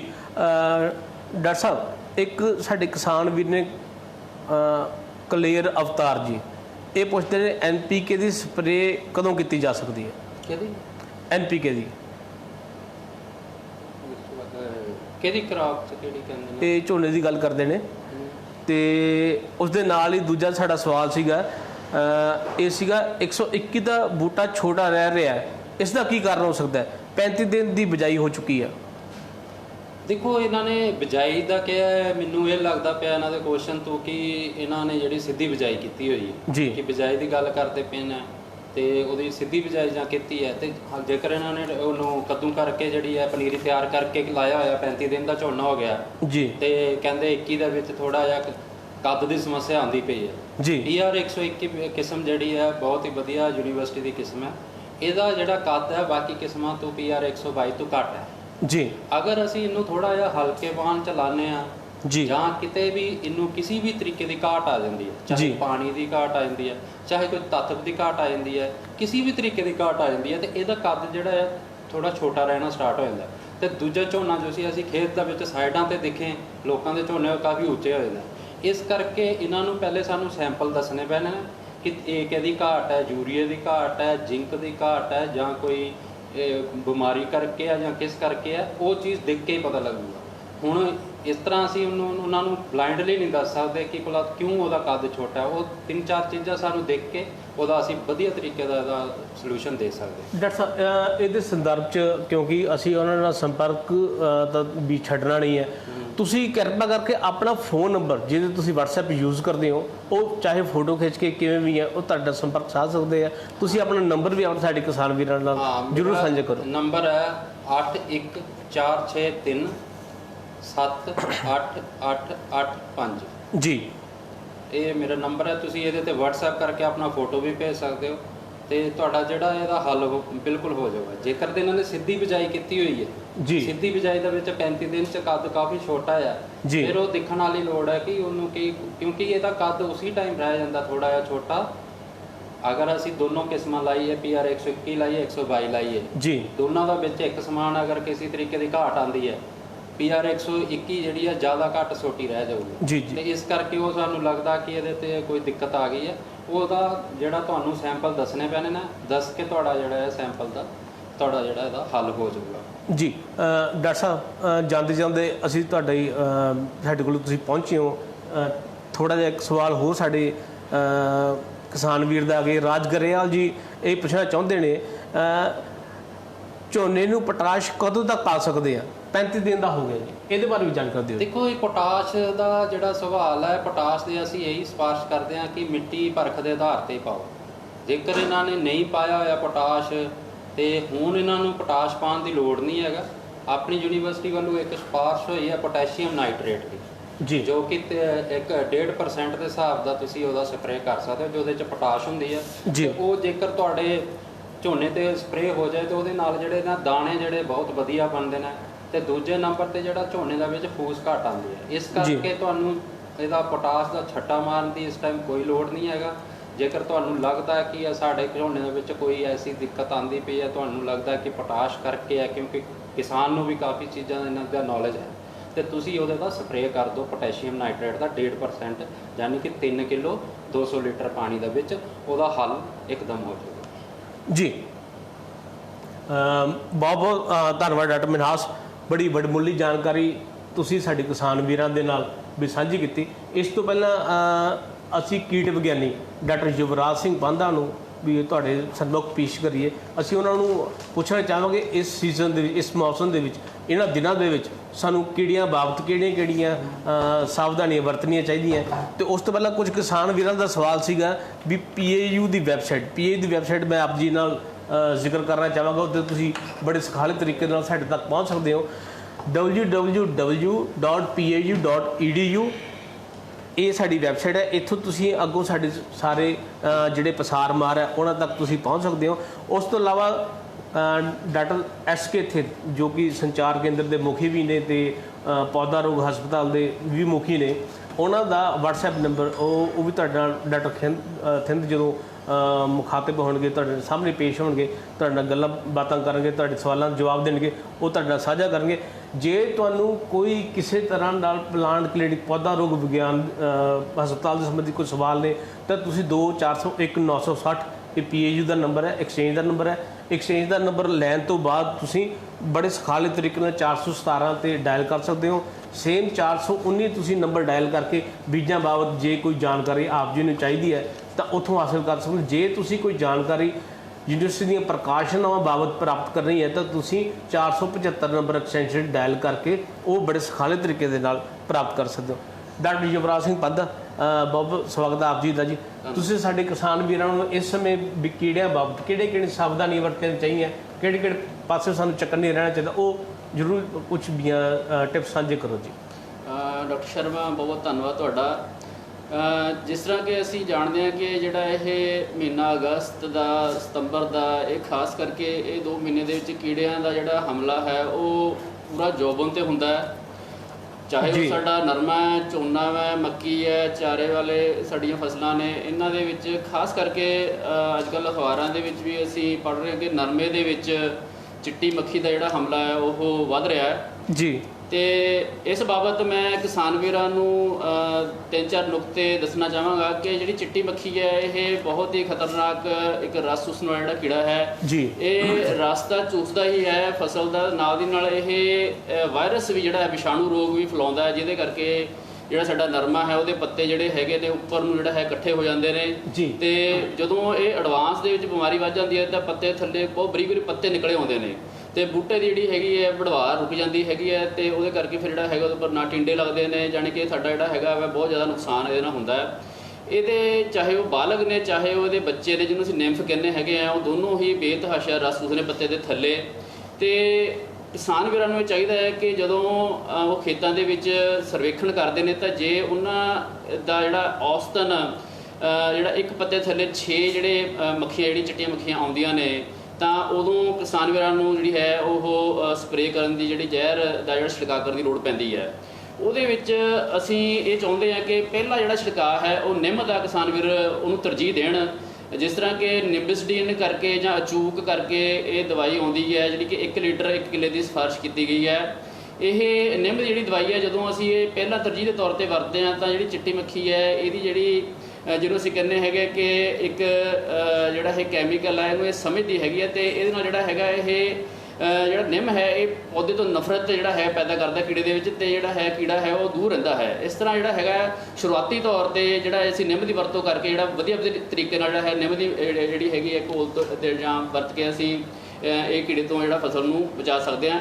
ਜੇ ਫਿਰ ਤਾਦਾਦ ਵੱਧਦੀ ਹੈ ਚਿੱਟੀ ਮੱਖੀ ਦੀ, ਤਾਂ ਜਿਸ ਤਰ੍ਹਾਂ ਕਿ ਹੁਣ ਮਾਨਸਾ ਸਾਈਡ ਤੇ ਅਸੀਂ ਖਬਰਾਂ ਪੜ੍ਹ ਰਹੇ ਹਾਂ ਕਿ ਕਿਸਾਨ ਵੀਰ ਦੱਸ ਰਹੇ ਨੇ ਕਿ 20 25 ਵੀ ਮੱਖੀਆਂ ਇੱਕ ਪੱਤੇ ਥੱਲੇ ਆ ਰਹੀਆਂ ਨੇ। ਉੱਥੇ ਕਿਸਾਨ ਵੀਰਾਂ ਨੂੰ 2-3 ਦਵਾਈਆਂ ਮੈਂ ਦੱਸਣਾ ਚਾਹੂੰਗਾ। ਜਦੋਂ ਤਾਂ ਅਸੀਂ ਦੇਖਦੇ ਹਾਂ ਕਿ ਜਿਹੜੇ ਇਹਦੇ ਬੱਚੇ ਹੈਗੇ ਨੇ, ਜਿਹਨੂੰ ਅਸੀਂ ਨਿੰਫ ਕਹਿੰਦੇ ਹੈਗੇ ਆ, ਉਹਨਾਂ ਦੀ ਤਾਦਾਦ ਜੇ ਜ਼ਿਆਦਾ ਹੋਵੇ ਤਾਂ 2 ਦਵਾਈਆਂ ਕਿਸਾਨ ਵੀਰ ਨੋਟ ਕਰ ਸਕਦੇ ਨੇ। ਇੱਕ ਓਬਰੋਨ ਦਵਾਈ ਹੈ ਜਿਹਦੀ ਕਿ 200 ml ਡੋਜ਼ ਹੈਗੀ ਹੈ। ਦੂਸਰੀ ਜਿਹੜੀ ਲੈਨੋ ਦਵਾਈ ਹੈ ਜਿਹਦੀ ਕਿ ਅੱਧਾ ਲੀਟਰ 500 ml ਕਿੱਲੇ ਦੀ ਡੋਜ਼ ਹੈ ਜੀ। ਇਹਨਾਂ 2 ਦਵਾਈਆਂ ਜੋ ਤੁਸੀਂ ਵਧੀਆ ਤਰੀਕੇ ਨਾਲ ਜਿਹੜਾ ਹੈ ਸੋਲਿਡ ਪਾਣੀ 'ਚ ਘੋਲ ਕੇ ਜੇ ਸਪਰੇਅ ਕਰਦੇ ਹੋ ਤਾਂ ਇਹ ਜਿਹੜੇ ਤੇ ਬੱਚੇ ਨੇ ਖਾਸ ਕਰਕੇ ਇਹ 2 ਦਵਾਈ ਨਾਲ ਵਧੀਆ ਕੰਟਰੋਲ ਹੁੰਦੇ ਨੇ। ਤੇ ਨਾਲ ਦੀ ਨਾਲ 2 ਦਵਾਈਆਂ ਹੋਰ ਮੈਂ ਦੱਸਣਾ ਚਾਹੂੰਗਾ ਜਿਹੜੀਆਂ ਕਿ ਖਾਸ ਕਰਕੇ ਬਾਲਗ ਜਿਹੜੇ ਹੈਗੇ ਨੇ ਚਿੱਟੀ ਮੱਖੀ ਦੇ, ਉਹਨਾਂ ਨੂੰ ਵਧੀਆ ਤਰੀਕੇ ਨਾਲ ਕੰਟਰੋਲ ਕਰਦੀਆਂ ਨੇ। ਉਹਦੇ ਵਿੱਚ ਇੱਕ ਉਹ ਲਾਲਾ ਦਵਾਈ ਹੈ ਤੇ ਇੱਕ ਓਸ਼ੀਨ ਦਵਾਈ ਹੈ। ਓਸ਼ੀਨ ਦੀ ਜਿਹੜੀ ਮਾਤਰਾ ਹੈ ਉਹ 60 ml ਹੈ ਤੇ ਜਿਹੜੀ ਉਹ ਲਾਲਾ ਹੈ ਉਹ 80 ਗ੍ਰਾਮ ਦੇ ਹਿਸਾਬ ਨਾਲ ਕਿੱਲੇ ਦੇ ਹਿਸਾਬ ਨਾਲ ਅਸੀਂ ਛਿੜਕਾ ਕਰਕੇ ਵਧੀਆ ਤਰੀਕੇ ਨਾਲ ਚਿੱਟੀ ਮੱਖੀ ਦੀ ਰੋਕਥਾਮ ਕਰ ਸਕਦੇ ਹਾਂ। ਇਹਦੇ ਵਿੱਚ ਕਿਸਾਨ ਵੀਰਾਂ ਨੂੰ 1-2 ਗੱਲਾਂ ਦਾ ਹੋਰ ਖਿਆਲ ਰੱਖਣਾ ਚਾਹੀਦਾ ਕਿ ਜਿਹੜੀ ਨੋਜ਼ਲ ਹੈਗੀ ਹੈ ਉਹ ਅਸੀਂ ਕੱਟ ਵਾਲੀ ਨੋਜ਼ਲ ਨਹੀਂ ਵਰਤਣੀ। ਅਸੀਂ ਜਿਹੜੀ ਨੋਜ਼ਲ ਵਰਤਣੀ ਹੈ ਉਹ ਜਿਹਦਾ ਗੋਲ ਫੁਹਾਰਾ ਕੜੇ ਵਾਂਗੂ ਜਿਹਦਾ ਫੁਹਾਰਾ ਪੈਂਦਾ ਹੈ ਉਸ ਤਰ੍ਹਾਂ ਦੀ ਅਸੀਂ ਨੋਜ਼ਲ ਵਰਤਣੀ ਹੈ, ਜਿਹਨੂੰ ਅਸੀਂ ਕੋਨ ਨੋਜ਼ਲ ਕਹਿੰਦੇ ਹੈਗੇ ਆ ਜੀ। ਤੇ ਜਦੋਂ ਅਸੀਂ ਛਿੜਕਾਅ ਕਰਨਾ ਹੈ ਕੋਸ਼ਿਸ਼ ਕਰੀਏ ਸ਼ਾਮ ਨੂੰ ਜਾਂ ਸਵੇਰੇ ਇਸ ਵਕਤੇ ਕਰੀਏ, ਤਾਂ ਕਿ ਕਿਉਂਕਿ ਨਰਮੇ ਦੇ ਉੱਪਰ ਚਿੱਟੀਆਂ ਆਪਣੇ ਜਿਹੜੀਆਂ ਮਧੂਮੱਖੀਆਂ ਵੀ ਜਿਹੜੀਆਂ ਹੈਗੀਆਂ ਨੇ ਉਹ ਇਸ ਟਾਈਮ ਵਿਚਰ ਰਹੀਆਂ ਹੈਗੀਆਂ ਨੇ। ਜਦੋਂ ਫੁੱਲ ਫਲਾਕਾ ਹੁੰਦਾ ਹੈ ਤਾਂ ਉਹਨਾਂ ਦਾ ਵੀ ਜਿਹੜਾ ਹੈਗਾ ਅਸੀਂ, ਕਿਉਂਕਿ ਇਹ ਵੀ ਝੜ ਵਧਾਉਂਦੀਆਂ ਨੇ, ਤਾਂ ਅਸੀਂ ਉਹਨਾਂ ਦਾ ਵੀ ਖਿਆਲ ਰੱਖੀਏ। ਦੂਸਰਾ ਜਿਹੜਾ ਇੱਕ ਸਵਾਲ ਕਿਸਾਨ ਵੀਰ ਦਾ ਹੈ ਕਿ ਚਾਰੇ ਵਾਲੀ ਜਿਹੜੀ ਮੱਕੀ ਹੈ ਉਹਦੇ ਵਿੱਚ ਗੋਭ ਦੀ ਸੁੰਡੀ ਦਾ ਹਮਲਾ ਜਿਹੜਾ ਦੇਖਣ ਵਿੱਚ ਆ ਰਿਹਾ ਹੈ, ਤਾਂ ਇਹ ਬਿਲਕੁਲ ਸਹੀ ਗੱਲ ਹੈਗੀ ਹੈ। ਇਸ ਟਾਈਮ ਮੱਕੀ ਜਿਹੜੀ ਹੈਗੀ ਹੈ, ਚਾਹੇ ਉਹ ਚਾਰੇ ਵਾਲੀ ਹੈ ਚਾਹੇ ਸਾਡੀ ਪਕਾਊ ਮੱਕੀ ਹੈ, ਉਹਦੇ ਵਿੱਚ ਜਿਹੜੀ ਗੋਭ ਦੀ ਸੁੰਡੀ ਹੈ ਜਿਹਨੂੰ ਅਸੀਂ ਮੇਜ਼ ਬੋਰਰ ਕਹਿੰਦੇ ਹੈਗੇ ਆ, ਇਹਦਾ ਹਮਲਾ ਜਿਹੜਾ ਦੇਖਣ 'ਚ ਆਉਂਦਾ ਹੈ। ਉੱਥੇ ਕਿਸਾਨ ਵੀਰ ਖਾਸ ਕਰਕੇ ਜਦੋਂ ਸਾਡੀ ਫਸਲ ਛੋਟੀ ਹੁੰਦੀ ਹੈ, 10-15 ਦਿਨ ਦੀ ਹੀ ਸਾਡੀ ਫਸਲ ਹੈਗੀ ਹੈ, ਉਦੋਂ ਹੀ ਇਹਦਾ ਹਮਲਾ ਜਿਹੜਾ ਹੈਗਾ ਹੈ ਦੇਖਣ 'ਚ ਆਉਂਦਾ ਹੈ, ਜਿਹਦੇ ਕਰਕੇ ਗੋਭ ਸੁੱਕ ਜਾਂਦੀ ਹੈਗੀ ਹੈ ਤੇ ਬੂਟਾ ਅੱਗੇ ਵੱਧ ਨਹੀਂ ਪਾਉਂਦਾ। ਉੱਥੇ ਸਾਨੂੰ ਤੁਰੰਤ ਜਿਹੜਾ ਹੈਗਾ ਇੱਕ ਕੋਰਾਜਨ ਦਵਾਈ ਦੀ ਸਿਫਾਰਿਸ਼ ਕੀਤੀ ਗਈ ਹੈ, ਜਿਹੜੀ ਕਿ ਤਕਰੀਬਨ 40 ml ਉਹਦੀ ਮਾਤਰਾ ਹੈ, ਉਹ ਅਸੀਂ ਕਿੱਲੇ ਵਜੋਂ ਛਿੜਕਦੇ ਹਾਂ ਤਾਂ ਇਹਦੀ ਬਖੂਬੀ ਰੋਕਥਾਮ ਹੋ ਜਾਂਦੀ ਹੈ। ਤੇ ਇਹਦੇ 'ਚ ਖਿਆਲ ਇਹ ਰੱਖਣਾ ਕਿ ਅਸੀਂ 21 ਦਿਨ ਦਾ ਵਕਫਾ ਜਿਹੜਾ ਹੈਗਾ ਰੱਖਣਾ ਹੈ ਚਾਰੇ ਵਾਲੀ ਫਸਲ 'ਚ। ਖਾਸ ਕਰਕੇ ਜਦੋਂ ਅਸੀਂ ਸਪਰੇਅ ਕਰਦੇ ਹਾਂ ਤਾਂ ਅਸੀਂ 21 ਦਿਨ ਤੋਂ ਪਹਿਲਾਂ ਜਿਹੜਾ ਚਾਰਾ ਨਹੀਂ ਵੱਢਣਾ ਪਸ਼ੂਆਂ ਨੂੰ, ਜਿਹੜਾ ਉਹਦੇ ਨਾਲ ਜਿਹੜਾ ਹੈ ਅਸੀਂ ਇੱਕ ਸੁਰੱਖਿਅਤ ਤਰੀਕੇ ਨਾਲ ਚਾਰਾ ਪਾ ਸਕਦੇ ਹਾਂ। ਦੂਸਰੀ ਜਿਹੜੀ ਹੈਗੀ ਹੈ ਇਹਦੇ ਵਿੱਚ ਇੱਕ ਜੈਵ ਕੀਟਨਾਸ਼ਕ ਵੀ ਜਿਹਨੂੰ ਅਸੀਂ ਕਹਿੰਦੇ ਹਾਂ, ਜਾਣੀ ਕਿ ਮਿੱਤਰ ਕੀੜੇ ਦੀ ਵੀ ਅਸੀਂ ਸਿਫਾਰਿਸ਼ ਕੀਤੀ ਹੈ। ਉਹ 'ਚ ਅਸੀਂ ਇਹਨੂੰ ਟ੍ਰਾਈਕੋ ਕਾਰਡ ਕਹਿੰਦੇ ਹਾਂ, ਯੂਨੀਵਰਸਿਟੀ ਤੋਂ ਵੀ ਉਪਲਬਧ ਹੁੰਦੇ ਨੇ, ਸਾਡੇ ਜਿਹੜੇ ਸਟੇਸ਼ਨ ਨੇ ਅਬੋਹਰ ਹੈ ਜਾਂ ਗੁਰਦਾਸਪੁਰ ਉੱਥੋਂ ਵੀ ਉਪਲਬਧ ਹੁੰਦੇ ਨੇ। ਉਹਦੇ ਵਿੱਚ ਅਸੀਂ ਇਹ ਜਿਹੜੇ ਟ੍ਰਾਈਕੋ ਕਾਰਡ ਕਹਿੰਦੇ ਹਾਂ, ਇਹ ਕਰਸੈਰਾ ਇੱਕ ਕੀੜਾ ਹੈ, ਉਹਦੇ ਜਿਹੜੇ ਆਂਡੇ ਹੁੰਦੇ ਨੇ ਉਹਦੇ ਵਿੱਚ ਜਿਹੜਾ ਹੈ ਟ੍ਰਾਈਕੋ, ਜਿਹੜਾ ਸਾਡਾ ਟ੍ਰਾਈਕੋਗ੍ਰਾਮਾ ਜਿਹੜਾ ਮਿੱਤਰ ਕੀੜਾ ਉਹ ਹੁੰਦਾ ਹੈ। ਜਦੋਂ ਅਸੀਂ ਇਹ ਕਾਰਡ ਜਿਹੜੇ ਹੈਗੇ ਆ ਪੱਤਿਆਂ ਦੇ ਥੱਲੇ, ਇੱਕ ਕਿੱਲੇ ਦੇ ਤਕਰੀਬਨ 1000 ਆਂਡਿਆਂ ਦਾ ਇੱਕ ਕਾਰਡ ਹੁੰਦਾ ਹੈ, ਉਹ ਅਸੀਂ 50 ਕਾਰਡ ਜਿਵੇਂ ਕਿ 50,000 ਆਂਡੇ ਅਸੀਂ ਲਾਉਣੇ ਆ ਤੇ ਹਫ਼ਤੇ ਬਾਅਦ ਫਿਰ ਇਹੀ ਅਸੀਂ ਰਿਪੀਟ ਕਰਦੇ ਹੈਗੇ ਆ। ਤਾਂ ਉਹ ਜਿਹੜਾ ਮਿੱਤਰ ਕੀੜਾ ਹੈ ਉਹ ਆਪਣੇ ਆਪ ਜਿਹੜਾ ਹੈਗਾ ਵਾ ਸਾਡਾ ਜਿਹੜਾ ਦੁਸ਼ਮਣ ਕੀੜਾ, ਗੋਭ ਦਾ ਜਿਹੜਾ ਕੀੜਾ ਹੈ, ਉਹਨੂੰ ਲੱਭ ਕੇ ਉਹਦੇ ਵਿੱਚ ਜਿਹੜਾ ਹੈਗਾ ਵਾ ਉਹਦੇ ਆਂਡੇ 'ਚ ਆਪਣਾ ਆਂਡਾ ਦੇ ਕੇ ਉਹਦੀ ਜਿਹੜੀ ਤਾਦਾਦ ਘਟਾ ਦਿੰਦਾ ਹੈ। ਇਸ ਤਰ੍ਹਾਂ ਅਸੀਂ ਇਹ ਵਾਤਾਵਰਨ ਹਿਤੈਸ਼ੀ ਜਿਹੜੀ ਸਾਡੀ ਤਕਨੀਕ ਹੈ, ਯੂਨੀਵਰਸਿਟੀ ਸਿਫਾਰਿਸ਼ ਹੈ, ਉਹਦਾ ਫਾਇਦਾ ਉਠਾ ਕੇ ਅਸੀਂ ਬਿਨਾਂ ਜ਼ਹਿਰਾਂ ਤੋਂ ਵੀ ਜਿਹੜਾ ਹੈ ਇਹ ਜਿਹੜੀ ਸਾਡੀ ਮੱਕੀ ਦੇ ਵਿੱਚ ਗੜੂਏ ਦਾ ਹਮਲਾ ਹੈ ਉਹਦੀ ਰੋਕਥਾਮ ਕਰ ਸਕਦੇ ਹਾਂ। ਤੇ ਇਹ 2-3 ਜਿਹੜੇ ਮੈਂ ਤੁਹਾਨੂੰ ਖਾਸ ਕਰਕੇ ਕੀੜਿਆਂ ਦਾ ਜਿਹੜੀ ਰੋਕਥਾਮ ਦੱਸੀ ਹੈਗੀ ਹੈ, ਇਹਦਾ ਖਿਆਲ ਰੱਖਣਾ। ਇਸ ਤੋਂ ਇਲਾਵਾ ਜੇ ਕੋਈ ਕਿਸਾਨ ਵੀਰ ਦਾ ਸਵਾਲ ਹੋਵੇ ਤਾਂ ਮੈਂ ਹਾਜ਼ਰ ਹਾਂ। ਇੱਕ ਸਵਾਲ ਜਿਹੜਾ ਹੈ ਉਹ ਹੋਰ ਵੀ ਖਾਸ ਕਰਕੇ ਫਰੂਟ ਫਲਾਈ ਟਰੈਪ ਦਾ ਆਇਆ ਸੀਗਾ, ਪਹਿਲਾਂ ਵੀ ਸਵਾਲ ਆਉਂਦੇ ਰਹਿੰਦੇ ਨੇ, ਅਸੀਂ ਗਾਹੇ ਬਗਾਹੇ ਜਵਾਬ ਦਿੰਦੇ ਰਹੇ ਹਾਂ। ਫਰੂਟ ਫਲਾਈ ਟਰੈਪ ਜਿਹੜੇ ਹੈਗੇ ਨੇ ਸਾਡੇ ਬਿਲਕੁਲ ਉਪਲਬਧ ਹੈਗੇ ਨੇ, ਕੋਈ ਵੀ ਪ੍ਰੋਬਲਮ ਨਹੀਂ ਹੈ। ਕਿਸਾਨ ਵੀਰ ਜਿਹੜੇ ਸਾਡੇ ਫਲ ਹੈਗੇ ਨੇ ਉਹਨਾਂ ਦੇ ਵਿੱਚ ਜਦੋਂ ਸਮੇਂ ਸਿਰ ਫਰੂਟ ਫਲਾਈ ਟਰੈਪ ਜਿਹੜੀ ਫਲ ਦੀ ਕੜਕੀ ਜਿਹਨੂੰ ਅਸੀਂ ਕਹਿੰਦੇ ਹਾਂ ਮੱਖੀਆਂ ਦੀ ਕੜਕੀ, ਇਹਦੇ ਜਿਹੜੇ ਮੱਖੀਆਂ ਹੁੰਦੀਆਂ ਨੇ ਫਲ ਦੀਆਂ ਮੱਖੀਆਂ, ਉਹਨਾਂ ਦੇ ਜਿਹੜੇ ਨਰ ਹੈਗੇ ਨੇ ਉਹ 'ਚ ਫਸਦੇ ਨੇ। ਤਕਰੀਬਨ 4000-5000 ਤੱਕ ਜਿਹੜੇ ਨਰ ਹੈਗੇ ਨੇ ਉਹ ਇਹ ਜਿਹੜੀ ਕੜਕੀ 'ਚ ਫਸ ਜਾਂਦੇ ਨੇ। ਉਹਦੇ ਨਾਲ ਜਿਹੜਾ ਹੈਗਾ ਅਸੀਂ ਬਿਨਾਂ ਜ਼ਹਿਰਾਂ ਤੋਂ ਇਹ ਜਿਹੜੀ ਮੱਖੀ ਹੈਗੀ ਹੈ ਇਹਨੂੰ ਕੰਟਰੋਲ ਕਰਕੇ ਜਿਹੜਾ ਸਾਡੇ ਚਾਹੇ ਅਮਰੂਦ ਆ ਚਾਹੇ ਹੋਰ ਫਲ ਨੇ, ਕਿਸਾਨ ਵੀਰ 16 ਜਿਹੜੇ ਇਹ ਕੜਕੀਆਂ ਹੈਗੀਆਂ ਨੇ 1 ਏਕੜ ਵਿੱਚ ਲਾਉਣ ਦੀ ਸਿਫਾਰਿਸ਼ ਕੀਤੀ ਹੈਗੀ ਹੈ। ਸਮੇਂ ਸਿਰ ਜਦੋਂ ਫਲ ਦਾ ਜਿਹੜਾ ਰੰਗ ਹੈ ਉਹ ਬਦਲਦਾ ਹੈ, ਤਕਰੀਬਨ ਹਲਕੇ ਪੀਲੇ ਰੰਗ ਵਾਲੇ ਪਾਸੇ ਜਦੋਂ ਫਲ ਦਾ ਰੰਗ ਆਉਂਦਾ ਹੈ ਉਦੋਂ ਤੁਰੰਤ ਇਹ ਕੜਕੀਆਂ ਲਾ ਕੇ ਜਿਹੜਾ ਹੈ ਕਿਸਾਨ ਵੀਰ ਵਧੀਆ ਤਰੀਕੇ ਜਿਹੜਾ ਹੈਗਾ ਫਲ ਦੀ ਮੱਖੀ ਨੂੰ ਕੰਟਰੋਲ ਕਰ ਸਕਦਾ ਹੈ ਜੀ। ਡਾਕਟਰ ਸਾਹਿਬ, ਸਾਡੇ ਇੱਕ ਕਿਸਾਨ ਵੀਰ ਅਮਨਦੀਪ ਬੇਣੀਪਾਲ, ਇਹਨਾਂ ਦਾ ਸਵਾਲ ਹੈ ਪਰਮਲ ਦੇ ਵਿੱਚ ਕੀ ਦਾਣੇਦਾਰ ਕੀਟਨਾਸ਼ਕ ਪਾਉਣਾ ਚਾਹੀਦਾ, ਇਹਦੇ ਬਾਰੇ ਦੱਸੋ। ਜਿਹੜਾ ਦੇਖੋ ਸਾਡੀ ਬਾਸਮਤੀ ਜਿਹੜੀ ਫਸਲ ਹੈਗੀ ਹੈ ਇਹਦੇ ਵਿੱਚ ਖਾਸ ਕਰਕੇ ਅਸੀਂ ਇਹ ਗੱਲਾਂ ਬਾਤਾਂ ਵੱਖ-ਵੱਖ ਮਾਧਿਅਮ ਰਾਹੀਂ ਦੱਸਦੇ ਰਹਿੰਦੇ ਹਾਂ, ਕਿਉਂਕਿ ਇਹਦੀ ਐਕਸਪੋਰਟ ਦੀ ਜਿਹੜੀ ਇਸ਼ੂਜ਼ ਹੈਗੇ ਨੇ, ਬਾਹਰਲੇ ਜਿਹੜੇ ਮੁਲਕ ਹੈਗੇ ਨੇ, ਜਦੋਂ ਅਸੀਂ ਕੋਈ ਵੀ ਚਾਹੇ ਉਹ ਬਾਸਮਤੀ ਹੈ ਚਾਹੇ ਹੋਰ ਵੀ ਕੋਈ ਚਾਹੇ ਸ਼ਹਿਦ ਹੈਗਾ ਵਾ, ਇਹ ਕੋਈ ਵੀ ਅਸੀਂ ਉਤਪਾਦ ਬਾਹਰ ਭੇਜਦੇ ਹਾਂ ਉਹ ਬਾਹਰਲੇ ਮੁਲਕ ਬਹੁਤ ਹੀ ਜ਼ਿਆਦਾ ਚੁਕੰਨੇ ਨੇ, ਉਹਨਾਂ ਦੀਆਂ ਜਿਹੜੀਆਂ ਲੈਬੋਰਟਰੀਆਂ ਨੇ ਉਹ ਬਹੁਤ ਹੀ ਬਰੀਕੀ ਦੇ ਵਿੱਚ ਜਾਂਚ ਕਰਕੇ ਜਿਹੜਾ ਹੈਗਾ ਫਿਰ ਜਿਹੜਾ ਹੈਗਾ ਉਹ ਸਾਨੂੰ ਇਹ ਆਰਡਰ ਦਿੰਦੀਆਂ ਨੇ। ਇਸ ਕਰਕੇ ਮੇਰੀ ਕਿਸਾਨ ਵੀਰਾਂ ਨੂੰ ਗੁਜ਼ਾਰਿਸ਼ ਹੈ ਕਿ ਕੋਈ ਵੀ ਦਵਾਈ ਜਿਹੜੀ ਅਸੀਂ ਖਾਸ ਕਰਕੇ ਬਾਸਮਤੀ ਦੀ ਵਰਤਣੀ ਹੈਗੀ ਹੈ, ਉਹ ਜਿਹੜੀ ਸਾਡੀਆਂ ਸਿਫਾਰਿਸ਼ ਦਵਾਈਆਂ ਹੈਗੀਆਂ ਨੇ ਉਹੀ ਵਰਤਣੀਆਂ ਨੇ, ਉਹਨਾਂ ਦੇ ਬਿਨਾਂ ਹੋਰ ਕੋਈ ਵੀ ਦਵਾਈ ਨਹੀਂ ਵਰਤਣੀ, ਤਾਂ ਕਿ ਜਿਹੜਾ ਹੈਗਾ ਵਾ ਅਸੀਂ ਬਿਹਤਰ ਤਰੀਕੇ ਨਾਲ ਜਿਹੜੀ ਸਾਡੇ ਦੇਸ਼ ਦੀ ਇਹ ਇੱਕ ਐਕਸਪੋਰਟ ਵਾਲੀ ਵਧੀਆ ਫਸਲ ਹੈ, ਜਿਸ ਤੋਂ ਸਾਨੂੰ ਆਮਦਨ ਹੁੰਦੀ ਹੈ ਦੇਸ਼ ਨੂੰ, ਉਹ ਕਿਸੇ ਵੀ ਤਰੀਕੇ ਨਾਲ ਸਾਨੂੰ ਇਹ ਸ਼ਿਕਾਇਤ ਨਾ ਆਵੇ ਬਾਹਰਲੇ ਮੁਲਕਾਂ ਤੋਂ, ਅਸੀਂ ਵਧੀਆ ਤਰੀਕੇ ਨਾਲ ਜਿਹੜੀ ਹੈਗੀ ਹੈ ਆਪਣੀ ਇਹ ਸਾਡੇ ਦੇਸ਼ ਨੂੰ ਜਿਹੜਾ ਫਾਇਦਾ ਹੋ ਸਕੇ, ਕਿਸਾਨਾਂ ਨੂੰ ਫਾਇਦਾ ਹੋ ਸਕੇ। ਇਸ ਕਰਕੇ ਦਵਾਈਆਂ ਉਹੀ ਵਰਤੋ ਜਿਹੜੀਆਂ ਸਾਡੀਆਂ ਯੂਨੀਵਰਸਿਟੀਆਂ ਦੀ ਸਿਫਾਰਿਸ਼ ਨੇ। ਡਾਕਟਰ ਸਾਹਿਬ ਇੱਕ ਛੋਟਾ ਜਿਹਾ ਸਵਾਲ ਗੁਰਵਿੰਦਰ ਸਾਂਘਾ ਜੀ ਦਾ, ਨਰਮੇ ਤੇ ਮੈਗਨੀਸ਼ੀਅਮ ਦੀ ਸਪਰੇਅ ਬਾਰੇ ਜਾਣਕਾਰੀ ਦਿਓ ਜੀ। ਨਰਮੇ ਦੇ ਵਿੱਚ ਜਿਹੜਾ ਹੈ ਖਾਸ ਕਰਕੇ ਜਦੋਂ ਬਰਸਾਤਾਂ 'ਚ ਦੇਖਦੇ ਹੈਗੇ ਆ ਕਿ ਪੱਤੇ ਜਿਹੜੇ ਹੈਗੇ ਨੇ ਉਹ ਕਈ ਵਾਰ ਗੁਲਾਬੀ ਰੰਗ ਦੇ ਜਾਂ ਕਹਿ ਲਓ ਕਿ ਜਾਮਨੀ ਰੰਗ ਦੇ ਪੱਤੇ ਹੋ ਜਾਂਦੇ ਨੇ, ਉੱਥੇ ਜਿਹੜਾ ਹੈ ਖਾਸ ਕਰਕੇ ਜਿੱਥੇ ਹਲਕੀਆਂ ਜ਼ਮੀਨਾਂ ਨੇ ਉੱਥੇ ਜ਼ਰੂਰ ਮੈਗਨੀਸ਼ੀਅਮ ਸਲਫੇਟ ਦੀ ਜਿਹੜੀ ਹੈਗੀ ਹੈ 1-2% ਜਿਹੜੀ ਹੈਗੀ ਹੈ ਸਪਰੇਅ ਕਰਕੇ ਕਿਸਾਨ ਵੀਰ ਫਾਇਦਾ ਉਠਾ ਸਕਦੇ ਨੇ। ਹਾਂ, ਜਿਹੜੇ ਕਈ ਕਿਸਾਨ ਜਦੋਂ ਬਾਰਿਸ਼ ਹੁੰਦੀ ਹੈਗੀ ਹੈ ਕਈ ਖੇਤਾਂ ਦੇ ਵਿੱਚ ਜਿਹੜਾ ਹੈ ਉਹ ਇੱਕਦਮ ਜਿਹੜੇ ਪੱਤੇ ਮੁਰਝਾ ਜਾਂਦੇ ਹੈਗੇ ਨੇ, ਉਹਦੇ ਵਿੱਚ ਕਿਸਾਨ ਵੀਰਾਂ ਦੇ ਫੋਨ ਵੀ ਆਉਂਦੇ ਨੇ ਵੀ ਤੁਰੰਤ ਸਾਨੂੰ ਕੀ ਕਰਨਾ ਚਾਹੀਦਾ। ਉਹਦੇ 'ਚ ਇੱਕ ਕੋਬਾਲਟ ਕਲੋਰਾਈਡ ਦਵਾਈ ਹੈਗੀ ਹੈ, ਪਹਿਲਾਂ ਕਿਸਾਨਾਂ ਨੂੰ ਜਿਹੜਾ ਬੂਟਾ ਪੱਟ ਕੇ ਦੇਖ ਲੈਣਾ ਚਾਹੀਦਾ ਹੈ ਕਿ ਉਹ ਬੂਟੇ ਦੀ ਜਿਹੜਾ ਤਣਾ ਹੈ, ਤਣੇ ਦੇ ਵਿੱਚ ਜਿਹੜਾ ਹੈ ਕਾਲਾਪਨ ਤਾਂ ਨਹੀਂ ਆਇਆ, ਉਹਦੇ 'ਚ ਉੱਲੀ ਤਾਂ ਨਹੀਂ ਹੈ, ਕਿਉਂਕਿ ਉਹ ਫਿਰ ਉੱਲੀ ਦੀ ਬਿਮਾਰੀ ਆ ਜਾਂਦੀ ਹੈ। ਜੇ ਕਾਲਾਪਨ ਨਹੀਂ ਹੈ ਤਾਂ ਉਹਦੇ ਵਿੱਚ ਜਿਹੜਾ ਹੈਗਾ ਵਾ ਖਾਸ ਕਰਕੇ ਜਦੋਂ ਬਰਸਾਤ ਇੱਕਦਮ ਬੂਟੇ ਮੁਰਝਾਉਂਦੇ ਤਾਂ ਕੋਬਾਲਟ ਕਲੋਰਾਈਡ ਜਿਹੜੀ ਇੱਕ ਦਵਾਈ ਹੈਗੀ ਸਿਫਾਰਿਸ਼ ਕੀਤੀ ਹੋਈ ਹੈਗੀ ਹੈ, ਉਹ ਕਿਸਾਨ ਵੀਰ ਵਰਤ ਕੇ ਤੁਰੰਤ ਜਿਹੜਾ ਹੈਗਾ ਫਾਇਦਾ ਉਠਾ ਸਕਦੇ ਨੇ। ਜੀ ਜੀ, ਬਹੁਤ ਧੰਨਵਾਦ ਡਾਕਟਰ ਯੁਵਰਾਜ ਸਿੰਘ ਪਾਂਧਾ ਜੀ, ਤੁਸੀਂ ਕੀਟਨਾਸ਼ਕਾਂ ਤੇ ਕੀੜਿਆਂ ਦੀ ਰੋਕਥਾਮ ਸੰਬੰਧੀ ਬੜੀ ਵੱਡਮੁੱਲੀ ਜਾਣਕਾਰੀ ਸਾਡੇ ਨਾਲ ਸਾਂਝੀ ਕੀਤੀ। ਕਿਸਾਨ ਵੀਰੋ, ਮੇਰੇ ਨੌਜਵਾਨ ਸਾਥੀਓ, ਬਜ਼ੁਰਗੋ, ਵੱਡੇ ਭਰਾਵੋ, ਮੈਂ ਆਪ ਜੀ ਨੂੰ ਇੱਕ ਬੇਨਤੀ ਕਰਨਾ ਚਾਹੁੰਦਾ, ਜਿਵੇਂ ਕਿ ਅਸੀਂ ਬੜੇ ਵਧੀਆ ਸਵਾਲ ਤੁਸੀਂ ਵੀ ਚੱਕਦੇ ਨਹੀਂ ਹੈ, ਕੋਈ ਤਕਨੀਕੀ ਜਾਣਕਾਰੀ ਵੀ ਪ੍ਰਾਪਤ ਕਰਨੀ ਚਾਹੁੰਦੇ ਹੋ, ਕਈ ਦਵਾਈਆਂ ਦਾ ਜ਼ਿਕਰ ਅਸੀਂ ਕਰਦੇ ਹਾਂ, ਮਿਕਦਾਰ ਕੀ ਹੈ, ਦਵਾਈਆਂ ਦਾ ਨਾਮ ਕੀ ਹੈ, ਸਾਲਟ ਕੀ ਹੈ, ਅਸੀਂ ਕੁਛ ਨਾ ਕੁਛ ਤਕਨੀਕੀ ਜਾਣਕਾਰੀ ਜਿਹੜੀ ਵੀ ਪੈਨਸ਼ਨ ਨਾਲ ਉਹ ਨਾਲ ਦੀ ਨਾਲ ਕਿ ਆਪਾਂ ਜੋ ਕੁਝ ਮਰਜ਼ੀ ਸੁਣ ਲਈਏ, ਵੇਖ ਲਈਏ, ਪਰ ਥੋੜ੍ਹੀ ਦੇਰ ਬਾਅਦ ਉਹ ਆਪਾਂ ਭੁੱਲ ਜਾਂਦੇ ਹਾਂ। ਬਹੁਤ ਚੰਗਾ ਹੋਊਗਾ ਤਾਂ ਜੋ ਆਪਣੀ ਖੇਤੀ ਨੂੰ ਤਕਨੀਕੀ ਲੀਹਾਂ 'ਤੇ ਆਪਾਂ ਤੋਰ ਸਕੀਏ। ਇਸੇ ਕੜੀ ਨੂੰ ਅੱਗੇ ਜੋੜਦੇ ਹਾਂ, ਹੁਣ ਬੇਨਤੀ ਕੀਤੀ ਸੀ ਸੰਚਾਰ ਕੇਂਦਰ ਦੇ ਮੁਖੀ ਅਤੇ ਪੌਦਾ ਰੋਗ ਹਸਪਤਾਲ ਦੇ ਮੁਖੀ ਡਾਕਟਰ SK ਥਿੰਦ ਜੀ ਨੂੰ, ਜਿਹੜੇ ਕਿ ਬਤੌਰ ਇੱਕ ਪੌਦਾ ਰੋਗ ਵਿਗਿਆਨੀ ਵੀ ਨੇ, ਉਹ ਸਾਡੇ ਵਿੱਚ ਸ਼ਾਮਲ ਹੋ ਚੁੱਕੇ ਨੇ।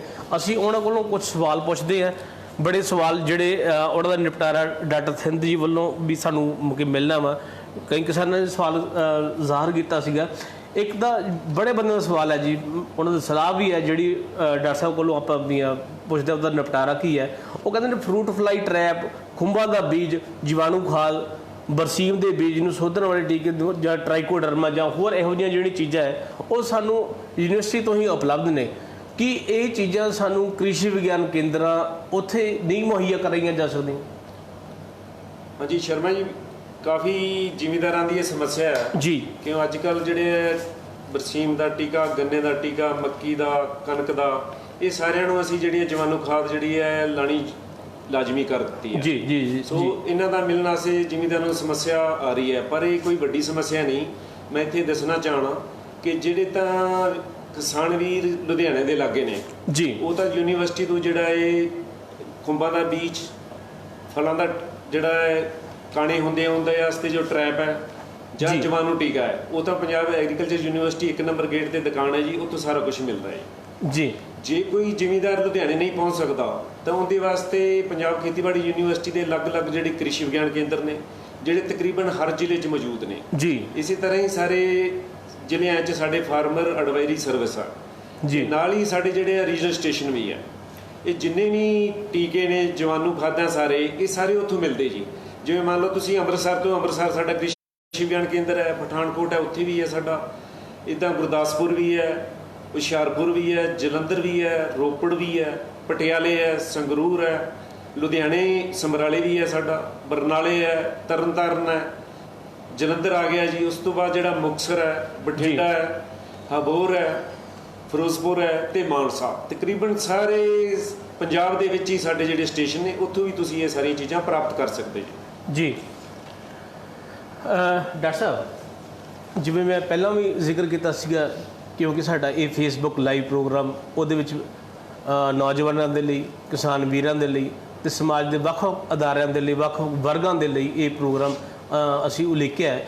ਹੁਣ ਇਹਦੇ ਵਿੱਚ ਕਿਉਂਕਿ ਕਿਸਾਨਾਂ ਦੇ ਬੱਚੇ ਬੱਚੀਆਂ, ਸਾਡੇ ਬੱਚੇ ਬੱਚੀਆਂ, ਉਹਨਾਂ ਦੇ ਬੜਿਆਂ ਦੇ ਸਵਾਲ ਆ ਰਹੇ ਨੇ। ਉਹਨਾਂ 'ਚੋਂ ਖਾਸ ਕਰਕੇ ਨਾਲ ਲਿਖਿਆ ਵਾ ਸਕਸ਼ਮ ਟੀਨਾ ਦਾ ਜਾਂ ਹੋਰ ਕੁਝ ਮਤਲਬ ਵਿਦਿਆਰਥੀਆਂ ਦਾ, ਉਹ CET ਤੇ AAT ਜੋ ਏਜੰਸੀ 'ਚ ਅਸੀਂ ਦਾਖਲਾ ਲੈਣਾ ਹੈ, ਉਹਦੇ ਵਿੱਚ ਬੜੇ ਉਹ ਭਰਮ ਵਿਚਾਰੇ ਬੱਚੇ ਪਾਲੀ ਬੈਠੇ ਆ। ਉਹਨਾਂ ਨੂੰ CET ਤੇ AAT ਜਿਹੜਾ ਆਪਾਂ ਦਾਖਲਾ ਪ੍ਰੀਖਿਆ, ਉਹਨਾਂ ਬਾਰੇ ਵੀ ਉਹਨਾਂ ਦੇ ਸ਼ੰਕੇ ਦੂਰ ਕਰੋ ਜੀ। ਜੀ ਬਹੁਤ ਹੀ, ਕਿਉਂ ਯੂਨੀਵਰਸਿਟੀ ਨੇ ਪਿਛਲੇ ਹਫਤੇ ਜਿਹੜਾ ਟੈਸਟ ਹੈ ਰੱਦ ਕੀਤਾ। ਪਹਿਲੀ ਗੱਲ ਤੇ ਮੈਂ ਦੱਸਣਾ, ਜਿਨ੍ਹਾਂ ਬੱਚਿਆਂ ਨੇ 10ਵੀਂ ਪਾਸ ਕੀਤੀ ਹੈ ਜੀ ਜਾਂ +2 ਕੀਤੀ ਹੈ ਜੀ, 10ਵੀਂ ਵਾਸਤੇ ਸਾਡਾ AAT ਟੈਸਟ ਸੀ ਜੀ, ਉਹ ਟੈਸਟ ਜਿਹੜਾ ਹੁਣ ਨਹੀਂ ਹੋਊਗਾ ਜੀ।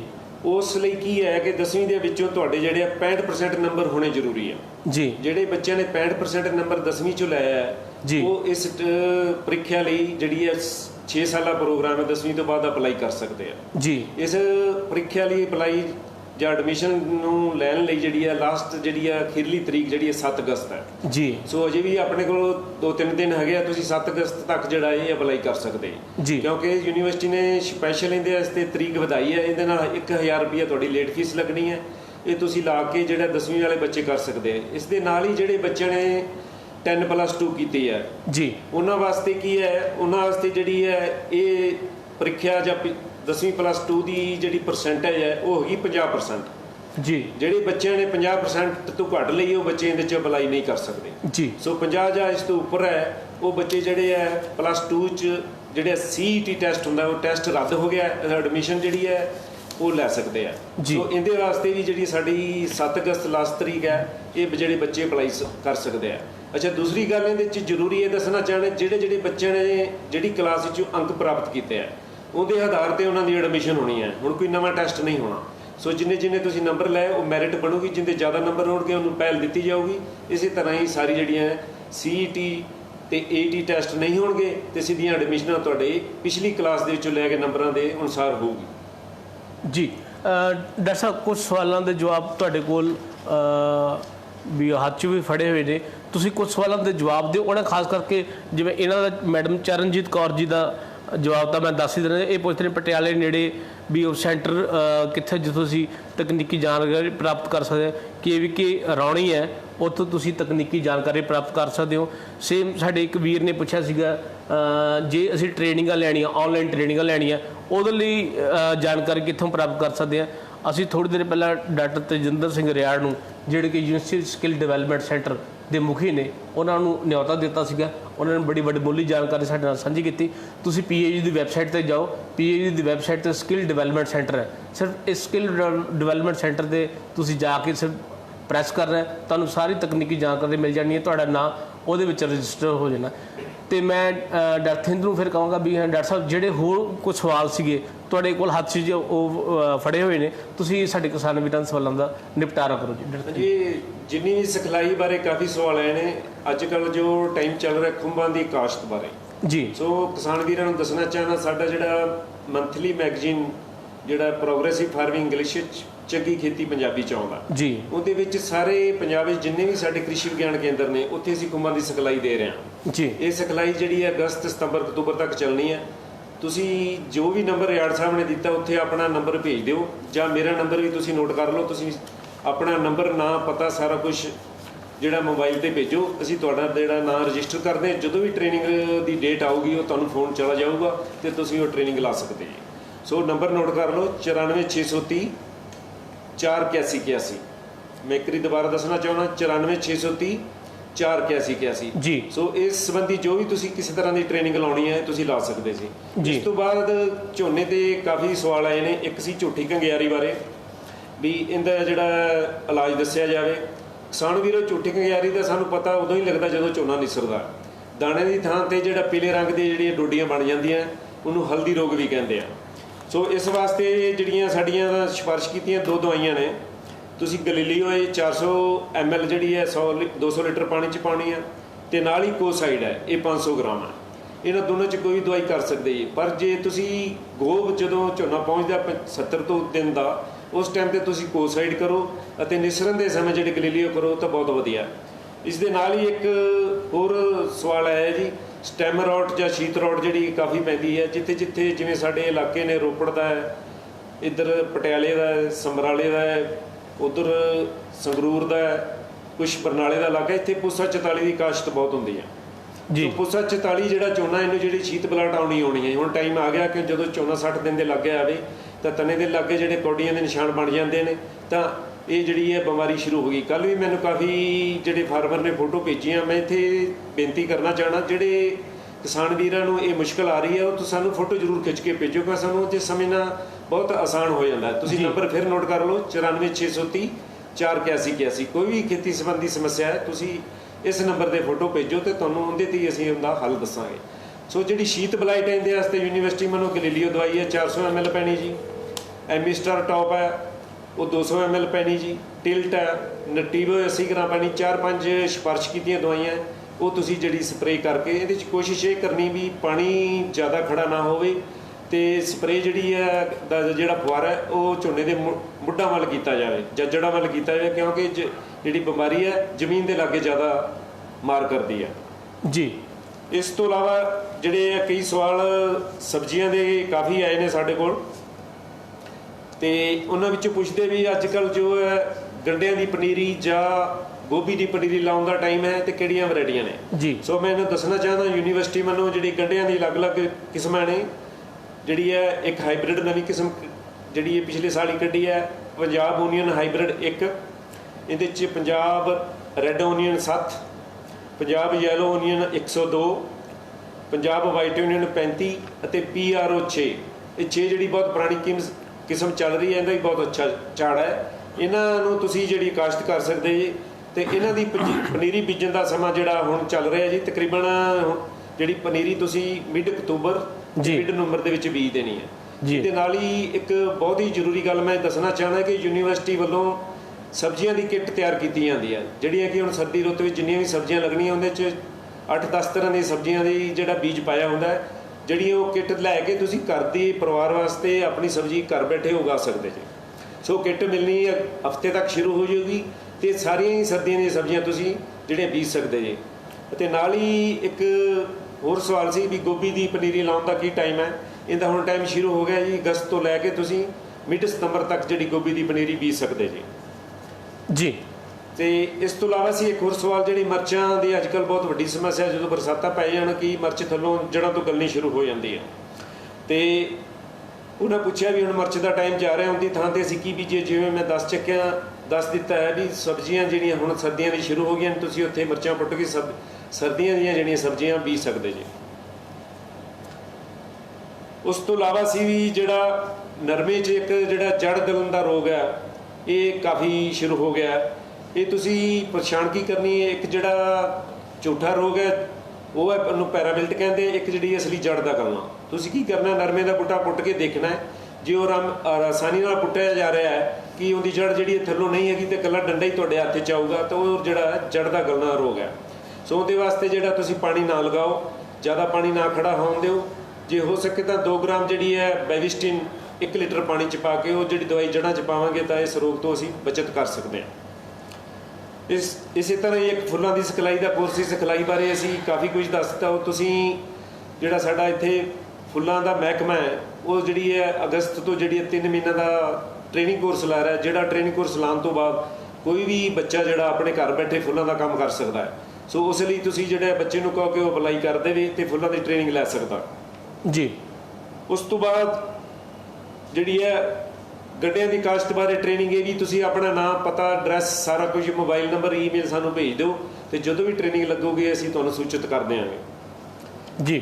ਇੱਕ ਹੋਰ ਸਵਾਲ ਹੈ ਜੀ, ਫਲਦਾਰ ਬੂਟੇ ਅੱਜ ਕੱਲ੍ਹ ਜਿਹੜਾ ਜੁਲਾਈ, ਅਗਸਤ ਜਾਂ ਸਾਵਣ ਭਾਦੋ ਦਾ ਜਿਹੜੇ ਮਹੀਨੇ ਹੁੰਦੇ ਆ, ਇਹਨਾਂ ਮਹੀਨਿਆਂ ਵਿੱਚ ਜਿਹੜਾ ਆ ਫਲਦਾਰ ਬੂਟੇ ਲਾਉਣ ਦਾ ਬਹੁਤ ਹੀ ਵਧੀਆ ਟਾਈਮ ਹੁੰਦਾ, ਕਿਉਂਕਿ ਨਾ ਜ਼ਿਆਦਾ ਗਰਮੀ ਹੁੰਦੀ ਨਾ ਜ਼ਿਆਦਾ ਠੰਡ ਹੁੰਦੀ ਆ। ਜੇ ਸਰਦੀ ਚਲਾਈਏ ਤਾਂ ਵੀ ਬੂਟਾ ਨਹੀਂ ਚੱਲਦਾ, ਜੇ ਗਰਮੀ ਚਲਾ ਦਈਏ ਤਾਂ ਵੀ ਨਹੀਂ ਚੱਲਦਾ। ਸੋ ਇਹ ਜਿਹੜਾ ਬਹੁਤ ਹੀ ਵਧੀਆ ਮੌਸਮ ਹੈ, ਇਹਦੇ ਤੁਸੀਂ ਬੂਟੇ ਲਾ ਲਓ। ਇਹ ਬੂਟੇ ਤੁਸੀਂ ਜਿਹੜਾ ਪੰਜਾਬ ਖੇਤੀਬਾੜੀ ਯੂਨੀਵਰਸਿਟੀ ਸਾਡਾ ਫਰੂਟ ਸਾਇੰਸ ਮਹਿਕਮਾ ਹੈ, ਇੱਥੋਂ ਤੁਸੀਂ ਲੈ ਸਕਦੇ ਜੇ। ਇਸ ਤੋਂ ਇਲਾਵਾ ਜਿਹੜੇ ਵੀਰ ਦੂਰ ਬੈਠੇ ਆ, ਉਹ ਜਿਵੇਂ ਸਾਡੀ ਗੁਰਦਾਸਪੁਰ ਨਰਸਰੀ ਹੈ ਉੱਥੋਂ ਲੈ ਸਕਦੇ ਆ, ਜਲੰਧਰ ਸਾਡੀ ਨਰਸਰੀ ਹੈ ਉੱਥੋਂ ਲੈ ਸਕਦੇ ਆ। ਇਸ ਤੋਂ ਇਲਾਵਾ ਪਟਿਆਲੇ ਦੀ ਸਾਡੀ ਨਰਸਰੀ ਹੈ, ਬਠਿੰਡੇ ਦੀ ਨਰਸਰੀ ਹੈ, ਹਬੋਰ ਵੀ ਹੈ। ਇਨੀ ਸਾਰੀਆਂ ਜਗ੍ਹਾ ਤੋਂ ਸਾਡੇ ਜਿਹੜੇ ਫਲਦਾਰ ਬੂਟੇ ਮਿਲਦੇ ਆ, ਤਾਂ ਤੁਸੀਂ ਇਹ ਫਲਦਾਰ ਬੂਟੇ ਉੱਥੋਂ ਖਰੀਦ ਸਕਦੇ ਜੀ।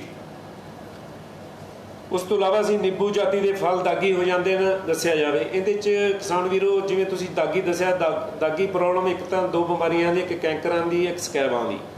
ਜਿਵੇਂ ਕਿ ਮੈਂ ਨੰਬਰ ਤੁਹਾਨੂੰ ਦੱਸ ਚੁੱਕਿਆ, ਉਸ ਨੰਬਰ 'ਤੇ ਫੋਟੋ ਜਿਹੜੀ ਖਿੱਚੋ ਤੇ ਮੈਨੂੰ ਭੇਜੋ, ਮੈਂ ਉਸ ਵੇਲੇ ਦੱਸ ਦੂੰਗਾ ਵੀ ਇਹਨੂੰ ਕੀ ਕੀਤਾ ਜਾਵੇ। ਕਿਉਂਕਿ ਇੱਕ ਤਾਂ ਤੁਸੀਂ ਲਿਖਿਆ ਨਹੀਂ ਜਿਹੜਾ ਨਿੰਬੂ 12 ਕੇ ਕਾਗਜ਼ੀ ਹੈ, ਇਸ ਬਾਰੇ ਕੁਛ ਜਿਹੜੀਆਂ ਗੱਲਾਂ ਨੇ ਨਹੀਂ ਪਤਾ ਲੱਗਦੀਆਂ। ਸੋ ਤੁਸੀਂ ਜਿਹੜੀ ਡਿਟੇਲ ਵਿੱਚ ਫੋਟੋ ਜਿਹੜੀਆਂ ਲੈ ਕੇ ਉਹ 9436 48181 ਦੇ ਭੇਜੋ, ਤਾਂ ਅਸੀਂ ਜਿਹੜਾ ਹੈ ਉਹ ਕਰ ਸਕਦੇ ਹਾਂ ਜੀ। ਬਹੁਤ ਬਹੁਤ ਧੰਨਵਾਦ ਡਾਕਟਰ ਸਿੰਘ ਜੀ, ਬੜੀ ਵੱਡਮੁੱਲੀ ਜਾਣਕਾਰੀ ਤੁਸੀਂ ਸਾਰਿਆਂ ਨਾਲ ਸਾਂਝੀ ਕੀਤੀ ਤੇ ਲਗਭਗ ਸਾਰੇ ਜਿਹੜੇ ਕੁਐਸਚਨ ਸਾਡੇ ਪੈਂਡਿੰਗ ਸੀਗੇ ਉਹਨਾਂ ਸਾਰਿਆਂ ਦਾ ਤੁਸੀਂ ਨਿਪਟਾਰਾ ਵੀ ਕੀਤਾ। ਕਿਸਾਨ ਵੀਰੋ, ਤੁਸੀਂ ਹੁਣ ਤਾਂ ਅੰਦਾਜ਼ਾ ਲਗਾ ਸਕਦੇ ਹੋ ਵੀ ਇੱਕ ਕਲਿੱਕ ਦੇ ਨਾਲ ਤੁਸੀਂ ਆਪਣੀ ਖੇਤੀ ਨੂੰ ਤਕਨੀਕੀ ਲੀਹਾਂ 'ਤੇ ਤੋਰ ਸਕਦੇ ਆ। ਜੇ ਕਿਸੇ ਵੀ ਬਾਬਤ ਆਪ ਜੀ ਨੂੰ ਕੋਈ ਮੁਸੀਬਤ ਪੇਸ਼ ਆਉਂਦੀ ਹੈ ਜਾਂ ਕੋਈ ਸਮੱਸਿਆ ਹੈ, ਤਾਂ ਉਹ ਡਾਕਟਰ ਥਿੰਦ ਜੀ ਦਾ ਨੰਬਰ ਜੋ ਹੈ 946630 48181 ਉਹ ਉਹਨਾਂ ਨੇ ਤੁਹਾਡੇ ਨਾਲ ਸਾਂਝਾ ਕੀਤਾ ਹੈ। ਤੇ ਉਸ ਤੋਂ ਇਲਾਵਾ ਜਿਹੜਾ ਦੂਜਾ ਨੰਬਰ ਵੀ ਕੁਝ ਕਿਸਾਨ ਵੀਰ ਪੁੱਛਦੇ ਸੀਗੇ ਵੀ ਸਿਖਲਾਈਆਂ ਦੇ ਲਈ ਅਸੀਂ ਆਪਣੇ ਆਪ ਨੂੰ ਰਜਿਸਟਰ ਕਰਾਉਣਾ ਵਾ, ਉਹ ਡਾਕਟਰ ਤਜਿੰਦਰ ਸਿੰਘ ਰਿਆੜ ਦਾ 7814 30002 ਇਹ ਸਕਿੱਲ ਡਿਵੈਲਪਮੈਂਟ ਸੈਂਟਰ ਦਾ ਨੰਬਰ ਹੈ। ਇਸ ਸਕਿੱਲ ਡਿਵੈਲਪਮੈਂਟ ਸੈਂਟਰ ਦੇ ਵਿੱਚ ਤੁਸੀਂ ਨੰਬਰ ਦੇ ਡਾਇਲ ਕਰਕੇ ਆਪਣੇ ਆਪ ਨੂੰ ਰਜਿਸਟਰ ਕਰਵਾ ਸਕਦੇ ਹੋ। ਬਹੁਤ ਸੌਖਾ ਤਰੀਕਾ ਹੈ। ਇਸ ਤੋਂ ਇਲਾਵਾ ਤੁਸੀਂ ਕਿਸਾਨ ਵੀਰੋ ਭਰਾਵੋ YouTube ਚੈਨਲ ਦੇ ਨਾਲ, Facebook ਚੈਨਲ ਦੇ ਨਾਲ ਤੁਸੀਂ ਸਾਡੇ ਨਾਲ ਰੈਗੂਲਰ ਜੁੜਦੇ ਰਹੋ, ਆਪਣੇ ਸਵਾਲ ਸਾਡੇ ਕੋਲ ਪੁੱਛਦੇ ਰਹੋ, ਆਪਣੀਆਂ ਖੇਤੀ ਦੀਆਂ ਸਮੱਸਿਆਵਾਂ ਸਾਡੇ ਨਾਲ ਸਾਂਝੀਆਂ ਕਰਦੇ ਰਹੋ। ਅਸੀਂ ਵੀ ਤੁਹਾਡੇ ਕੋਲ ਕੁਝ ਸਿੱਖਦੇ ਹਾਂ। ਅਸੀਂ ਜੋ ਆਪਣਾ ਕੁਝ ਕਿਸੇ ਤਰ੍ਹਾਂ ਦੀ ਕੋਈ ਇਨਫੋਰਮੇਸ਼ਨ ਤੁਹਾਡੇ ਨਾਲ ਸਾਂਝੀ ਕਰਕੇ ਸਾਨੂੰ ਆਪ ਦਾ ਫਰਜ਼ ਪੂਰਾ ਅਸੀਂ ਕਰਦੇ ਹਾਂ। ਕੁਝ ਕਿਸਾਨ ਵੀਰਾਂ ਦਾ ਸਵਾਲ ਵੀ ਸੀਗਾ ਮੌਸਮ ਬਾਬਤ ਵੀ ਉਹ ਜਾਣਕਾਰੀ ਪ੍ਰਾਪਤ ਕਰਨੀ ਚਾਹੁੰਦੇ ਆ, ਤੇ ਇਸ ਵਾਰੀ ਵੀ ਅਸੀਂ ਡਾਕਟਰ ਕੇ ਗਿੱਲ ਜਿਹੜੇ ਕਿ ਸਾਡੀ ਯੂਨੀਵਰਸਿਟੀ 'ਚ ਮੌਸਮ ਵਿਗਿਆਨੀ ਬਤੌਰ ਸੇਵਾਵਾਂ ਨਿਭਾ ਰਹੇ ਆ, ਉਹਨਾਂ ਨੂੰ ਅਸੀਂ ਪੁੱਛਣਾ ਚਾਹੁੰਦੇ ਹਾਂ ਹਫ਼ਤੇ ਮੌਸਮ ਦਾ ਮਿਜ਼ਾਜ ਕਿਸ ਤਰ੍ਹਾਂ ਦਾ ਰਹਿਣ ਵਾਲਾ, ਤਾਂ ਜੋ ਉਸ ਦੇ ਅਨੁਸਾਰ ਕਾਰਵਾਈਆਂ ਆਪਣੀਆਂ ਜਿਹੜੀਆਂ ਵੀ ਉਹ ਹੋਰ ਗਤੀਵਿਧੀਆਂ ਉਹ ਕਿਸਾਨ ਵੀਰ ਉਲੀਕ ਸਕਦੇ ਆ।